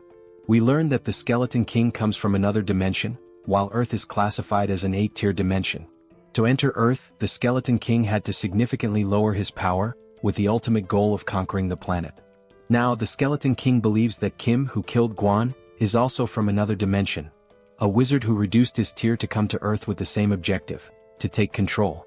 To the Skeleton King's right, a purple flame begins to morph into the shape of a skull. It addresses the Skeleton King, explaining that before Guan's death, he had attempted to communicate with the wizard, but the wizard killed him before he could utter a word. This indicates that the wizard is incredibly dangerous. The flame advises the Skeleton King to kill the wizard on sight during their next encounter, without attempting any conversation. The Skeleton King considers this carefully. He deduces that the wizard is here for one purpose, to take over the territory just like himself. But there can't be two tigers in the same jungle. If the Skeleton King wants to claim this land, he must eliminate the wizard. He mentions that the harvest is nearly complete, and once it is finished they will launch an assault on the wizard. The flame introduces itself as Lancelot, revealing that it is the spirit of a knight whose physical body exists elsewhere. Lancelot communicates with the Skeleton King through this magical flame. Lancelot then informs the Skeleton King of an intruder approaching the castle. Assuming it to be more of those bothersome minions, the Skeleton King dismisses the threat, claiming they will inevitably perish soon. The scene shifts to Kim and Young-soo entering the city. A bat-like monster appears but is instantly obliterated by Kim's Ignite bowling ball in a single, powerful attack. Kim marvels at how much stronger the bowling ball is compared to the iron pillars. While Kim ponders this, Young-soo interrupts, pointing out that it will be difficult to land because a skeleton knight is fighting a monster below. Kim looks down and spots another skeleton knight, similar to the one he killed before, but this one wields a lance instead of a sword, like the kind knights used in ancient justs. The skeleton knight enhances his lance with powerful magic and unleashes a devastating attack on his opponent. As the camera focuses, we glimpse the figure of a human, a female silhouette. When Kim notices her, he reacts with a mixture of irritation and disbelief. The human channels magic into her fist and, with a single overwhelming punch, sends the skeleton knight flying. The scene fully reveals the figure, a muscular and striking woman with an imposing presence. As the skeleton knight crashes from a great height, Young-soo nervously suggests they might have to deal with both of these figures if they land now. Startled, Kim exclaims that one of them is his older sister. Shocked, Young-soo asks which one. Kim clarifies that the one who just sent the skeleton knight flying is his sister. The fog clears, fully revealing Kim's sister, Sol. She stands confidently, her toned muscles and impressive physique drawing attention. Viewers might even call her a muscle queen. Clearly annoyed, Sol remarks that while she felt the full impact of her punch on the skeleton knight, the creature refuses to die no matter how many times she beats it senseless. Kim begins narrating Sol's backstory, referring to her as Sister Number 2.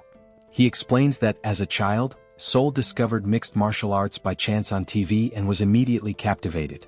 Luckily, she had a supportive younger brother. Whenever she watched martial arts matches, she would practice the techniques on Kim. But Sol's victories over weaker opponents left her unsatisfied. Her desire for greater challenges drove her to find tougher opponents at the local playground. There, she defeated anyone who dared to face her, boys, girls, even kids 3 years older. Recognizing her extraordinary talent, their father enrolled Sol in a mixed martial arts academy. Thus began her journey toward becoming a powerhouse of martial arts. This was the moment Sol encountered her first defeat. Her teacher bested her. But rather than feeling disheartened, Sol found the pain of losing exhilarating. At last, she had found a challenge worth her effort. Her new goal became defeating her teacher. Along the way, she achieved victory in multiple jiu-jitsu competitions. By the time she reached 7th grade, she had no equal in the junior division. Her intense passion for training and obsession with fitness drove her to constantly strive for perfection. However, this fixation soon spiraled into a dangerous addiction. Eventually, Sol sustained a serious injury, tearing the cruciate ligaments in both legs. Impatient with the recovery process, she resumed training prematurely, leading to further injuries. The cycle continued, injury, recovery, and relapse, until she finally made her professional fighting debut at the age of 24. Her skill level could have allowed her to debut much earlier, but her stubbornness and repeated setbacks delayed her entry. Despite the late start, Sol became so formidable that she easily ranked among Korea's top 10 fighters. Young-soo, hearing this, is dumbfounded. But Kim reassures him there's no need to be intimidated by Sol, suggesting they land the helicopter slowly. However, Young-soo, still observing Sol from afar, mutters that she looks more like a monster than a human. Meanwhile, the skeleton knight approaches Sol, his sword in hand, and with a rattling voice, questions why his attacks are failing to connect. Sol replies nonchalantly, "Isn't it obvious? Your movements are too slow." The skeleton knight counters, claiming his speed is no less than hers and accusing her of using some incomprehensible trick. Sol chuckles and explains it's not a trick but simply martial arts. She delivers the explanation so casually that it leaves the skeleton knight bewildered. Hearing this, the skeleton knight compliments Sol, remarking that people like her are rare. He suggests that if Sol were to raise her rank, she could become the greatest knight. Sol, however, is unimpressed and confused, muttering about how all this talk of skeletons, knights, and rankings makes no sense. The skeleton knight continues, confessing that he's developed a deep admiration for her. He promises to speak to the Skeleton King to ensure she's the only one spared in the city. But before he can finish, a flaming bowling ball comes hurtling out of nowhere, smashing into him with a deafening crash and shattering his body into fragments. His remains scatter around Sol. Moments later, the fiery bowling ball rolls to a stop at her feet. Sol, puzzled, wonders how this strange bowling ball managed to obliterate the skeleton knight when her martial arts couldn't. As she contemplates this, 2 large mana stones and an enhancement stone emerge from the knight's remains. The stones are swiftly drawn into a mysterious portal, which appears to be controlled by a device resembling a piece of corn.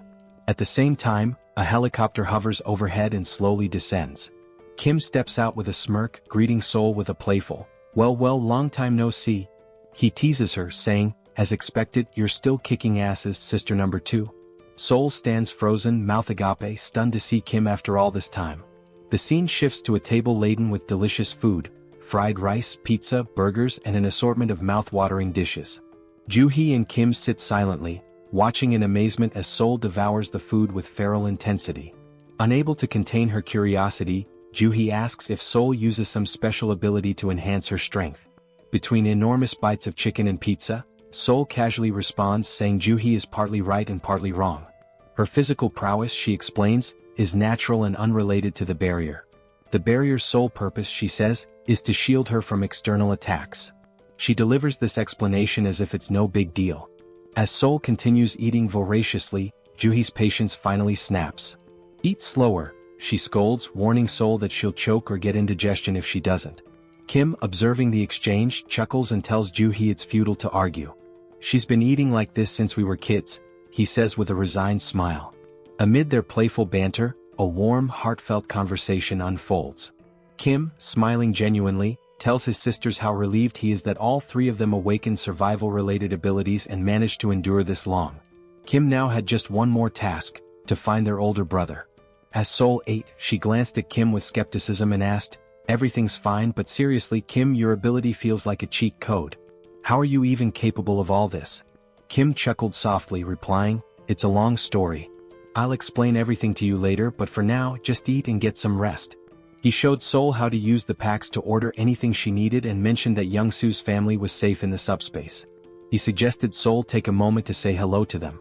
Sol agreed with a nod but then asked, "Are we leaving this city right now?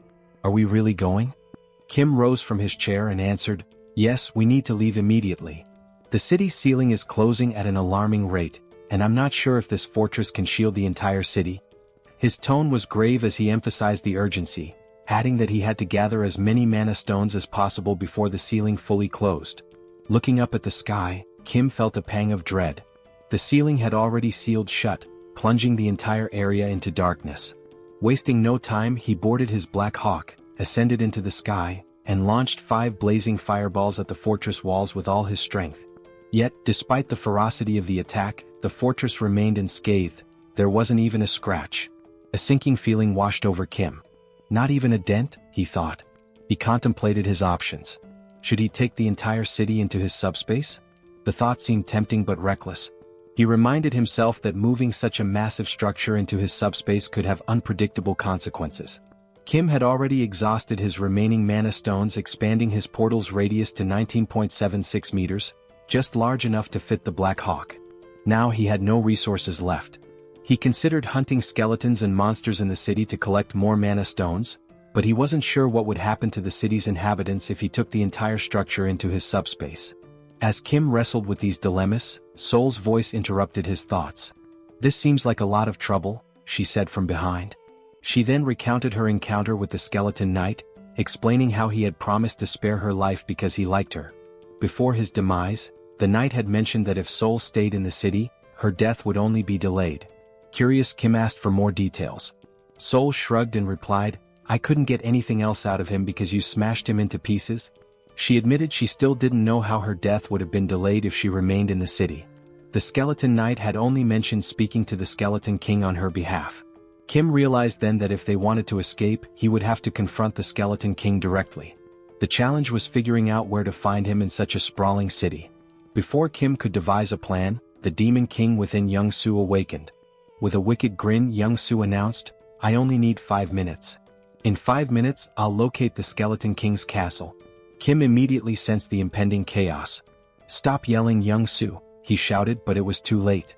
Youngsu had already transformed into his demon form. Cackling wildly, Youngsu did something reckless. He flipped the helicopter into a full 360-degree spin and declared, "I'll scour every corner of this city." The helicopter twisted and dove like a snake, zigzagging through the air as it covered every inch of the city. Inside the cockpit, Kim clung to his seat, nauseated and dizzy, while Sol remained calm watching the chaos outside. The scene shifted to the Skeleton King's castle. Lancelot informed the Skeleton King that Lionheart had been destroyed by Kim's fireball. He reported that the knight was obliterated in a single strike, suggesting their opponent was exceptionally powerful. Enraged, the Skeleton King bellowed, "The harvest is so close, and now this intruder is meddling in my plans again." His anger boiled over as he vowed to personally kill the intruder. He demanded to know the enemy's location, but Lancelot calmly replied, "There's no need to search. The intruder is coming here." At this, the Skeleton King let out a deep, ominous laugh. From his vantage point within the castle, he watched Kim's helicopter approaching. Initially he assumed it was a wizard's trick, but after studying Kim more closely the Skeleton King murmured, "This doesn't look like a wizard. It seems undead." For a moment the irony hung in the air. When even the undead think you're undead, things have clearly gone awry. Yet the Skeleton King dismissed his confusion. His focus remained on annihilating the intruder no matter what. Wizard or undead, whoever dared to ruin his plans would not leave alive. The scene shifts again to reveal a massive door leading into the Skeleton King's chamber. Inside the castle, bat-like monsters cling to the walls, poised to ambush any intruder. The huge door creaks open and Kim stumbles into the room, looking barely alive, almost ghostly. In a faint voice he mutters, "I'm never getting on a helicopter again." The motion sickness was on another level. Suddenly Sol notices something behind Kim. She bolts forward, calling his name, but before Kim can react, he sees a massive, muscular bat monster with razor-sharp teeth lunging at his neck. Just in time Sol leaps into action. With a devastating punch she obliterates the bat monster, tearing it apart in one blow. The attack jolts Kim out of his dizziness. He quickly thanks Sol, but she rolls her eyes and tells him to stop being so formal. However, her attention soon shifts elsewhere. Something feels off. Sol scans the dimly lit chamber with a serious expression. "There's more," she mutters. Kim looks around, confused. To him the hallway ahead seems empty. But then out of the shadows, countless glowing red eyes emerge, glaring menacingly at them. Kim's heart pounds as he realizes the danger. He turns to Young Soo and urgently says, "Retreat to the subspace." Kim knows he can't handle this alone, but then remembers he doesn't have to. Sol, the martial arts enthusiast, is with him. A wicked grin spreads across Sol's face as she watches the flood of monsters advancing. "Now this is more like it," she says, her excitement growing. One monster wasn't enough for her, it would have been too dull. With a wild smile, Sol dashes into the dark hallway at incredible speed. Before Kim can react, she leaps into the air and lands with a thunderous crash, crushing a bat monster's head beneath her foot. Her movements are graceful yet ferocious, each attack filled with precision and power. One by one, Sol annihilates the monsters, slashing, punching, and smashing with almost playful fury. When a bat monster sneaks up from behind and sinks its teeth into her neck, she doesn't even flinch. Instead, she grabs it by the head and slams it into the ground with enough force to shatter it completely. The blood-soaked ground becomes a testament to Sol's relentless rampage. Her laughter echoes through the chamber, unhinged and chaotic. The remaining monsters tremble, their resolve crumbling in the face of her ferocity. Kim watches from the sidelines, torn between awe and concern. He knows Sol is in her element, but he's also aware of the risks. He retreats to his portal, an idea forming in his mind. Inside the subspace, Kim begins constructing a strange device, a high-powered electric pest repellent designed to lure and eliminate the bat monsters. As the machine powers up, it emits a strong current that draws the monsters in. One by one they are electrocuted, falling lifeless to the ground. Sol notices the device and glares at Kim, irritated. "Is this your idea of fighting? It's boring," she yells. Kim responds calmly, "I'm just trying to help you." Sol, clearly annoyed, retorts, "Stop interfering. I can handle this myself." Their argument intensifies, even as chaos rages around them. Kim shouts back, "Fine. But be careful and stop taking stupid risks." Meanwhile, outside the chamber, Lancelot reports to the Skeleton King. The wizard is struggling, Lancelot begins, but he's not alone. There's another warrior with him, someone as strong as I am. Lancelot adds that the wizard is using unconventional tools and seemingly limitless resources. Hearing this, the Skeleton King's irritation grows. He growls in frustration, realizing the fight is far more complicated than anticipated. Defeating a wizard was one thing, but now he had to deal with another formidable opponent, and that was no small challenge. The Skeleton King, deep in contemplation, mutters that he has no alternative. Lancelot warns him, however, that summoning additional power might provoke the wrath of the Chamber of Commerce. Ignoring the warning, the Skeleton King insists he has no choice. After all, the wizard is at least an 8th-tier rank, the same as himself.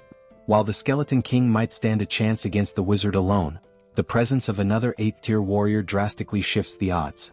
He knows he cannot triumph by himself and resolves to summon Lancelot. Extending his hands forward, the Skeleton King begins chanting an ancient incantation. The holographic image of Lancelot's skull vanishes, replaced by 3 reinforced stones instead of the usual one.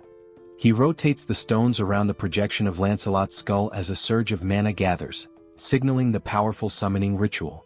Meanwhile, in the team SUBSPACE, electric appliances and tangled copper wires are scattered everywhere. The group is hard at work constructing a new weapon. Wrapping thick copper wire around an aluminum rod, they create the electric repellent bat, a semi-rare grade weapon crafted specifically for Soul. Holding the new weapon, Soul's face lights up with excitement. The bat, infused with an electrified ability, delivers double damage to enemies. Soul twirls the bat skillfully, testing its weight and power, clearly thrilled by its potential. As they exit the SUBSPACE, she thanks Kim, teasingly calling his crafting skills a scammer's ability for how effortlessly he can produce items.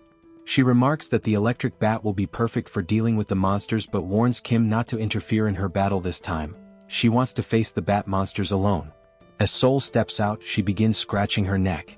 Concerned, Kim asks if she's injured. Soul explains that since the bat monster bit her, she hasn't felt any pain, but now there's an itch. She adds that she received a system notification earlier, stating that all impure energy had been expelled from her body. This revelation makes Kim uneasy, wondering if Soul might transform into a vampire. Soul, noticing his worry, jokingly tells him that if she does turn into a vampire, he has to kill her. She wouldn't want to live as a vampire lady. The siblings share a brief, light-hearted moment. The scene shifts back to the Skeleton King, who turns his attention to Kim, his voice laced with sarcasm. He sneers, mocking that the name Arcane must be ashamed of Kim's reckless behavior. The Skeleton King accuses Kim of ruining his plans and causing chaos in his domain. He declares that, regardless of Kim's origins in the arcane dimension, he has no right to meddle in his affairs. With a chilling roar, the Skeleton King vows to fight and kill Kim. Kim and Soul exchange glances, baffled by the king's rant. "This idiot makes no sense," Kim mutters under his breath. The word idiot only enrages the Skeleton King further. Furious, he calls for Lancelot to attack, commanding him to eliminate Kim and Soul immediately. Lancelot finally emerges from the summoning. His presence is nothing short of terrifying. His 4 glowing eyes gleam menacingly, and his massive silver armor radiates power.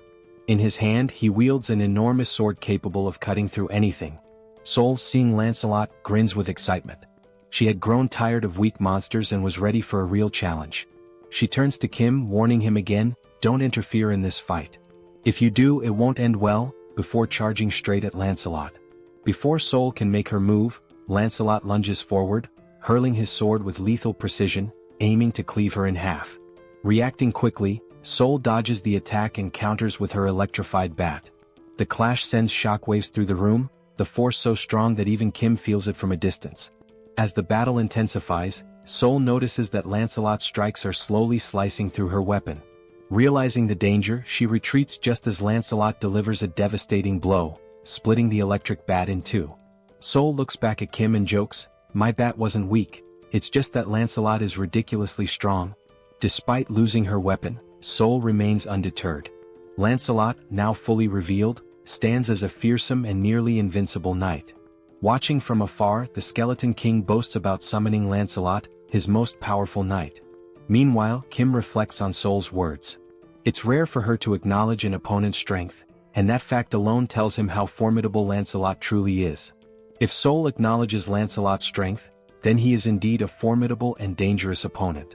Watching Soul, Kim proposes a deal. If she manages to kill Lancelot, would she give him Lancelot's magic stone?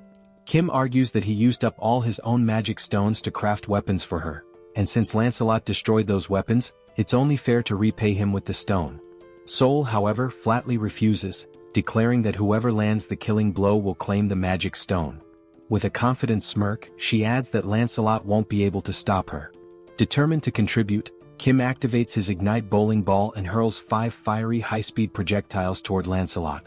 Yet Lancelot remains unfazed, standing casually as if unbothered. Drawing his sword, Lancelot effortlessly slices through all the bowling balls with a single slash.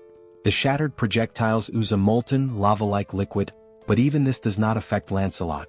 Refusing to give up, Kim launches more bowling balls from different angles, hoping to overwhelm him, but Lancelot cuts through every single one with the ease of slicing tofu.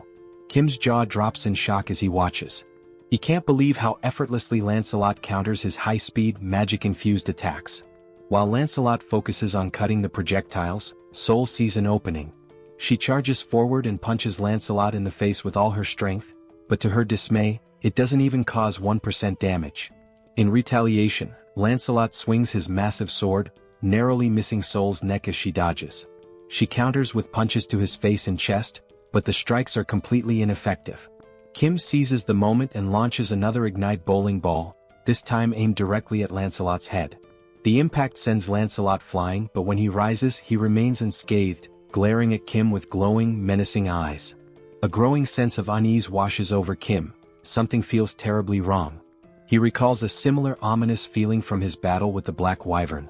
Trusting his instincts, Kim quickly activates his subspace and pulls Sol into it. Furious, Sol demands an explanation for Kim's interference.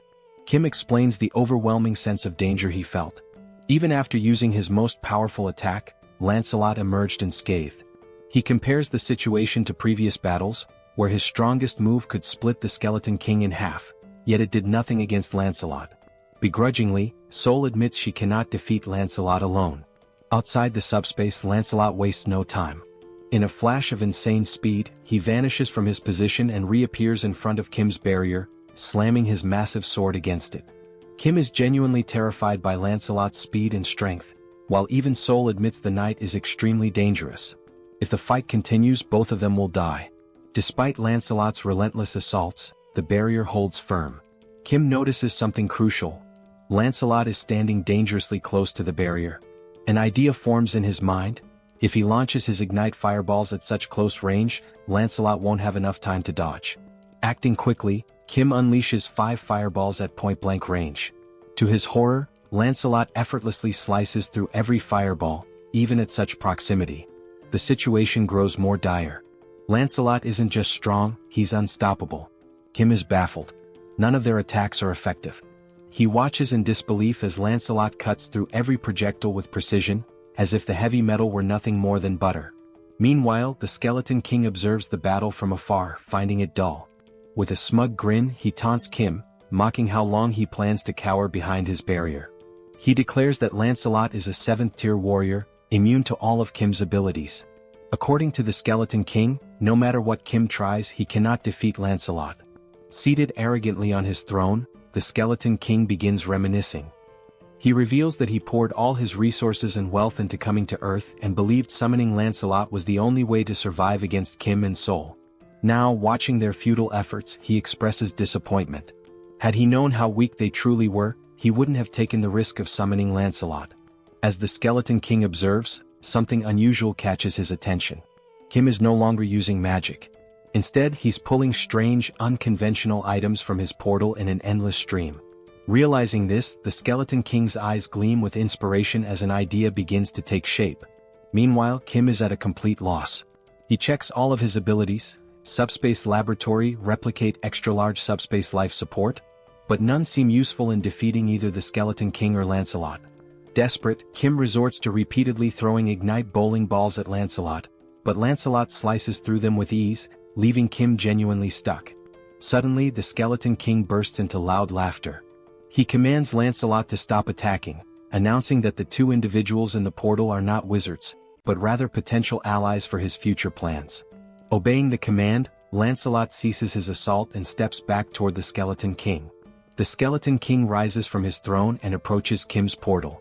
Initially, he had assumed Kim and Sol were wizards, but as he observes Kim more closely, he realizes they are ordinary humans. Even more intriguing, Kim possesses a unique ability. Confused, Kim wonders what the Skeleton King is referring to. With a cunning grin, the Skeleton King begins to explain. He mentions that Kim must have encountered and killed 2 skeleton knights to acquire reinforced stones. These stones, the Skeleton King reveals, can only be produced within Camelot Castle by sacrificing living beings. The Skeleton King elaborates on his original plan: to sacrifice the inhabitants of the nearby city to mass-produce reinforced stones, which he would then use to summon an army of skeleton knights. However, he proposes an alternative: a business partnership with Kim. The Skeleton King suggests that Kim, with his unlimited replication ability, could duplicate the reinforced stones, allowing them to dominate not just Earth, but the entire universe. Kim stands silently processing the offer. As the Skeleton King laughs sinisterly, envisioning his grand scheme, Kim suddenly begins laughing and crying simultaneously, leaving the Skeleton King perplexed. Kim thanks him, explaining that the Skeleton King has unknowingly solved all of Kim's problems. Before the Skeleton King can react, Kim utters 4 decisive words. Pax, put Camelot in subspace. Instantly, the entire Camelot castle vanishes before the Skeleton King's eyes. The Grand Fortress, once the source of his power, shrinks and disappears into Kim's subspace.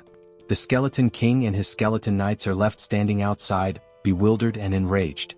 Looking around in disbelief, the Skeleton King tries to comprehend what just happened. Meanwhile, the castle reappears in Kim's hands, now reduced to the size of a toy. Sol, observing the shrunken structure, casually remarks how small and insignificant it looks. Overcome with fury, the Skeleton King roars, "How dare you 9th-tier slaves!" He accuses Kim and Sol of destroying his life's work and vows to annihilate them. Enraged, he summons a dark purple orb of energy, brimming with the souls of the dead. The green, ghostly spirits surge toward Kim's portal, attempting to shatter it. Yet as the smoke clears, Kim and Sol remain unharmed. Now calm, Kim begins to think strategically. He recalls the name of the skeleton knight summoned by the Skeleton King, Lancelot. Deciding to take a bold risk, Kim calls out Lancelot's name, attempting to summon him. To everyone's astonishment, Lancelot materializes before Kim. However, this time his appearance is different.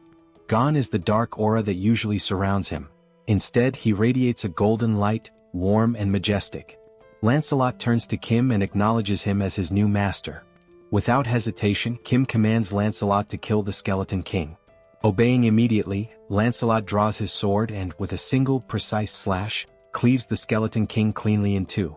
The Skeleton King, unable to react or defend himself, is defeated in an instant. With grace and overwhelming power, Lancelot ends the battle in one swift motion. As soon as Lancelot struck the Skeleton King, the violet core within the Skeleton King was destroyed. It shattered into fragments with a faint explosion. Lancelot then drove his blade into the back of the Skeleton King like a royal decree. We see the Skeleton King's body sprawled before Lancelot, his jagged crown lying discarded at Lancelot's feet, and his dismembered parts scattered across the ground. As the Skeleton King's form faded, a golden mana crystal began to glow. The system alerted Kim that he had defeated the Skeleton King. When Lancelot transferred ownership of the Night King's dimensional account, it became Kim's property. Upon opening the system notification, a new feature appeared, the dimensional account. When Kim accessed it, he discovered 3,086 mana stones within. Staring at such a vast number of mana stones, Kim felt both bewildered and astonished. This meant that by defeating the Skeleton King, Kim had acquired thousands of mana crystals in one go. Despite his happiness, Kim couldn't help but wonder, what would he do with so many mana stones? As Kim stood lost in thought, Sol placed her hand on his shoulder. She told Kim that if he had any sense of morality, he should gift his sweet little sister 1,000 mana stones. After all, she reminded him, she had saved his life when they entered the Skeleton King's castle. Did he forget that? Kim sighed and told Sol that 1,000 mana stones was too much. He accused her of acting like a mob boss and exaggerating her role in saving his life. Kim pointed out that he had also given her a weapon, which allowed her to fight Lancelot on equal terms for a brief time. Shouldn't she repay him for that? Sol looked at Kim and retorted that they had both helped and saved each other, so it would only be fair to settle on 500 mana stones instead. Kim smirked and said that if she wanted to assign a price to everything, then she should also start paying rent for living in his subspace free of charge. Did she think she could live and sleep safely without contributing anything? Taken aback, Sol called Kim a miser. She asked if he was so stingy that he couldn't even spare 500 mana stones. Frustrated, Kim finally handed over 500 mana stones to his sister, not wanting to argue further. Sol smirked, thanked Kim and declared the argument over. But with a serious tone, Sol asked Kim what he planned to do next. Both Kim and Sol turned to their left. From Kim's subspace, Lancelot emerged. Towering at 10 feet tall with eyes glowing red, Lancelot approached them with heavy, deliberate steps. Sol glanced at Kim and asked what he intended to do with Lancelot. Meanwhile, Lancelot reached Kim and in a deep, resonant voice, called him his lord. Lancelot informed Kim that he had carried out his command and cleaved the Skeleton King in two. Now he awaited Kim's next order. Kim stood silently, pondering what to do with Lancelot. The scene shifted, and Kim narrated that no one could have foreseen what happened next. We saw Lancelot standing still. Sitting atop his helmet was Young-Soo's daughter, clutching tightly to one of its feathers. Lancelot gently moved to keep her entertained while, from behind, Kim, Joo-hee, and Sol watched in astonishment. Kim thought to himself how unimaginable it was that one of the most fearsome knights could end up in such a situation. Meanwhile, Young-Soo and his wife stood in front of Lancelot. Young-Soo's wife was beaming with joy as she watched her daughter play happily with Lancelot. She apologized to Lancelot, explaining that her daughter was usually shy and didn't enjoy playing with strangers. But this was the first time she had played so freely with someone she had just met. To her, this meant her daughter genuinely liked Lancelot. While Young-Soo's wife was overjoyed, the same couldn't be said for Young-Soo. He stood there, stunned, his mouth agape as though his entire world had crumbled. His face reflected despair, like someone who had just received a dire sentence. Lancelot, meanwhile, continued playing with Young-Soo's daughter. He calmly assured Young-Soo's wife that aiding the Lord's companions was equivalent to serving the Lord himself. She apologized repeatedly, worried that her daughter would keep bothering Lancelot to play. But Lancelot, in his commanding voice, reassured her that it was no bother at all. He said he loved children and saw her as if she were his own. From afar, Kim, Joo-hee, and Young-Soo watched this touching moment. Joo-hee, with a warm smile, turned to Kim and remarked that it was impossible not to admire someone so considerate. She commented that Lancelot wasn't just strong but also kind and compassionate, someone anyone would look up to. But Kim didn't share her sentiment. With a side eye, he muttered that calling Lancelot a person felt strange. After all, Lancelot was a skeletal knight, and no one really knew what lay beneath his armor. Yet, after a moment of reflection, Kim admitted that Lancelot was never truly evil. He realized that Lancelot had simply been following the Skeleton King's orders. The true villain had been the Skeleton King all along. Now, with Lancelot under Kim's command, away from his former master's dark influence, Kim saw that Lancelot displayed qualities of goodness and loyalty. This made Kim reconsider his initial judgment, allowing him to trust Lancelot at least for now. Joo-hee, noticing Kim's thoughtful expression, turns to him with a serious tone and asks, "Are you planning to go to Dabangu City right now?" Kim glances at Joo-hee and replies that he intends to head to Dabangu City immediately since their older brother's new home is located there. Hearing this, Joo-hee looks visibly concerned. She tells Kim that she has observed from the start how tirelessly he's been working, without taking proper rest for days. With a worried expression, Joo-hee warns Kim that, while she understands his urgency, what if he collapses or falls ill? She pleads with him to prioritize his health, cautioning that overworking himself could lead to severe problems. If that happens, she asks who will look after him. Joo-hee insists that it's already too late to leave tonight. She advises Kim to rest and wait until sunrise to set out and rescue their brother. Kim listens to her advice and nods in agreement. He then turns to look at his wife and daughter. His daughter is still perched atop Lancelot's head, while Young-Soo is trying all sorts of ways to coax her down. With a mix of exasperation and humor, Young-Soo tells his daughter to climb down from Lancelot and sit on his shoulders instead. He even volunteers to play the role of a brave knight. However, Young-Soo's daughter begins playfully hitting Lancelot's head and declares that her father is boring. She loudly proclaims she wants to play with a real knight, not a pretend one. Hearing this, Young-Soo feels a bit hurt, though he hides it behind a strained smile. Meanwhile, Young-Soo's wife teases her husband, joking that even she wouldn't want to play with a fake knight like him. Instead, she quips she'd rather choose Lancelot, the real deal. And yet, despite the humor, Kim finds himself momentarily distracted by a ridiculous thought. Why, of all things, is he imagining Lancelot playing with Young-Soo's wife? Kim shakes his head, silently cursing his own wandering mind. Watching this heartwarming scene, Kim pauses for a moment, his face softening into a warm smile. He announces that they will take the night to rest, enjoy the moment, and set out in the morning to rescue their brother. The scene shifts to Young-Soo carrying his now sleeping daughter on his shoulders, her face peaceful after hours of play with Lancelot. Young-Soo wears a contented smile, as if this moment alone fulfills him completely. Kim suggests that Young-Soo take his wife and daughter to a private room to rest for the night. Young-Soo agrees, nodding appreciatively before leaving with his family. As time passes and the room empties, Saul smirks mischievously. Slowly, he removes his shirt and walks toward Kim, suggesting with a sly grin that now, with everyone asleep, they can begin their real work. Kim responds with a knowing smile and turns to Lancelot, asking if he needs a place to rest. Kim summons the Camelot Castle, and a miniature version of the castle materializes in his hand. The system notifies Kim that this artifact is a unique grade item known as the Palace of the Cursed Knight. It explains that the castle's size depends on the number of mana stones invested. The system further details its 3 powerful abilities. Blood Sacrifice. By sacrificing livestock, Kim can create reinforcement stones. Summon a Ghost. Using mana crystals, Kim can call forth ghosts from the castle. Knight Investment. By combining ghosts with reinforcement stones, Kim can forge knights as powerful as Lancelot. Kim marvels at the artifact's capabilities, deeming them both overpowered and fascinating. However, he notes that the castle's size scales directly with his investment. For example, 500 mana stones would result in a 500 square foot castle, while 1,000 stones would yield a 1,000 square foot one. After some deliberation, Kim decides on a size sufficient for housing 12 knights, opting for a 300 square foot castle. He invests 300 mana stones, and the Camelot castle grows and expands to its new dimensions. The now enlarged castle stands before Kim, Lancelot, and Saul. As Kim observes the structure, a slight unease creeps in due to its eerie appearance. He turns to Lancelot and asks if the castle's size is adequate for 12 knights like him. Lancelot, with a calm demeanor, responds that he doesn't care about the size as he can adapt to any space.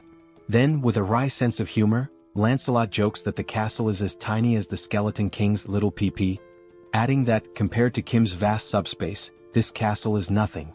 Lancelot explains that when Kim summons more skeleton knights in the future, they will reside in his subspace, while Camelot Castle will primarily serve as a summoning hub. Saul meanwhile looks stunned. She realizes how large the Skeleton King's castle must have been, at least 30 times the size of Kim's. This revelation leaves her wondering just how many mana stones the Skeleton King had used to build his massive fortress. Lancelot, overhearing the conversation, confirms that while he doesn't know the precise number, he remembers the Skeleton King using tens of thousands of mana stones to construct Camelot Castle. Hearing this, Saul is even more astonished, realizing the immense effort and resources the Skeleton King devoted to building his massive fortress. Meanwhile, Kim begins to reflect. Even though he stored such a large structure in his subspace, there were no side effects. Kim wonders if it's because the castle is initially small, but this thought leaves him uneasy. Camelot Castle is practically a city in itself, yet storing it caused no disruptions in his subspace. Deciding to set aside his concerns for now, Kim turns to Saul and asks why she hasn't gone to rest yet, mentioning that the night is long and she should take a break. Saul, however, explains that she has something personal to ask Lancelot and has been waiting for the right moment to do so. That moment, she declares, has finally arrived. With an eager gleam in her eyes, Saul turns to Lancelot and, striking a confident pose with her hands on her hips, announces her request. She wants to learn his swordsmanship. Saul boldly asks Lancelot to teach her his techniques. Kim, overhearing this, is taken aback. He thinks to himself that if Lancelot agrees to teach Saul, her skills will improve significantly, which would greatly benefit their team in the future. On the other hand, Lancelot looks thrilled. In his deep voice, he responds that he would be delighted to teach her his swordsmanship, but under one condition. Lancelot explains that when Saul used her martial arts against him previously, he found it fascinating. If she wants to learn his swordsmanship, then she must teach him her martial arts in return. It would be an exchange of skills, her martial arts for his swordsmanship. Hearing this, Saul smirks, her expression shifting into one of playful mischief, almost bordering on manic. With a teasing tone, she praises Lancelot for being clever, admitting that her martial arts are indeed impressive. She calls him a little kid and playfully questions whether he could even handle her intense training regimen. Kim, watching this from the sidelines, notes how Saul's excitement peaks whenever the topic of martial arts comes up. She's undeniably a martial arts enthusiast, if not an outright fanatic. Meanwhile, Saul continues to taunt Lancelot, her mischievous smile intact. She suggests they start with a simple sparring session before beginning formal training. The scene shifts to Kim, who, feeling drowsy, starts heading toward his room in Camelot Castle for some rest. Meanwhile, Lancelot and Saul engage in their sparring session. Saul enjoys the match immensely, pushing Lancelot to his limits.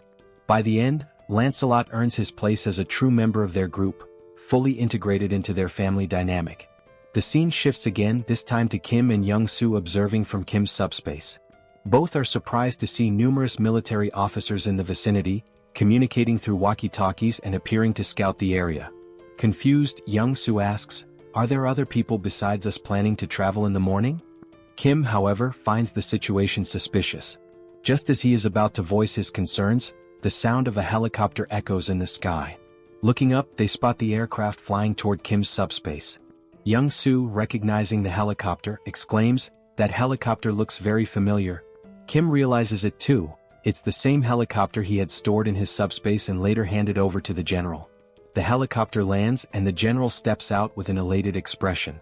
Hurrying toward Kim, he greets him warmly, saying, "Hello, Kim." Kim returns the greeting and asks if the general is alright. The general replies that he's fine but shares that he's been searching for Kim for a long time and has finally found him. He explains that when the wall of Yeoljoro City vanished, he suspected it was Kim's doing.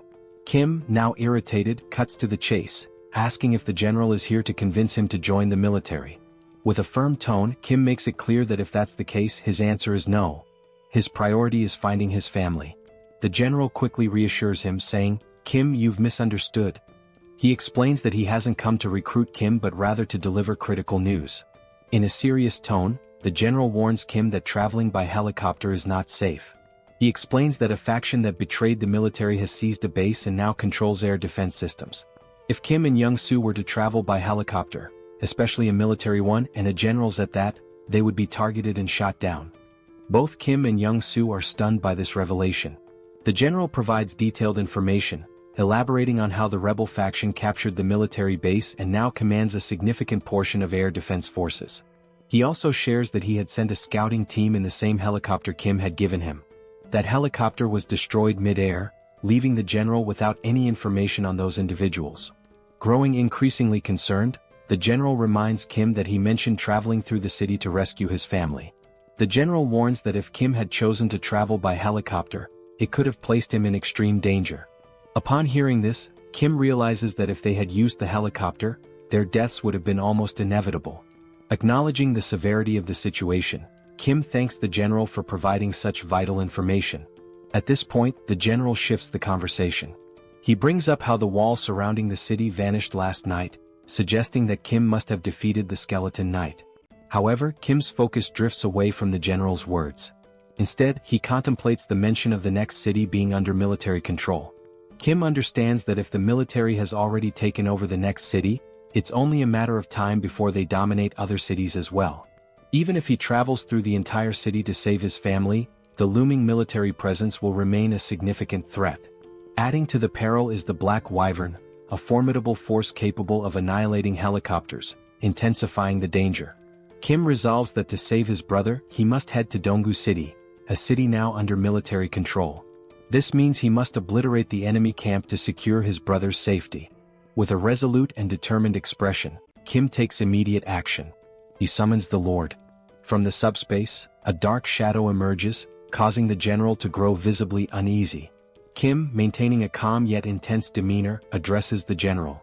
In response to the earlier question about whether he defeated the Skeleton Knight, Kim affirms, "Yes, I defeated the Skeleton Knight and took him captive."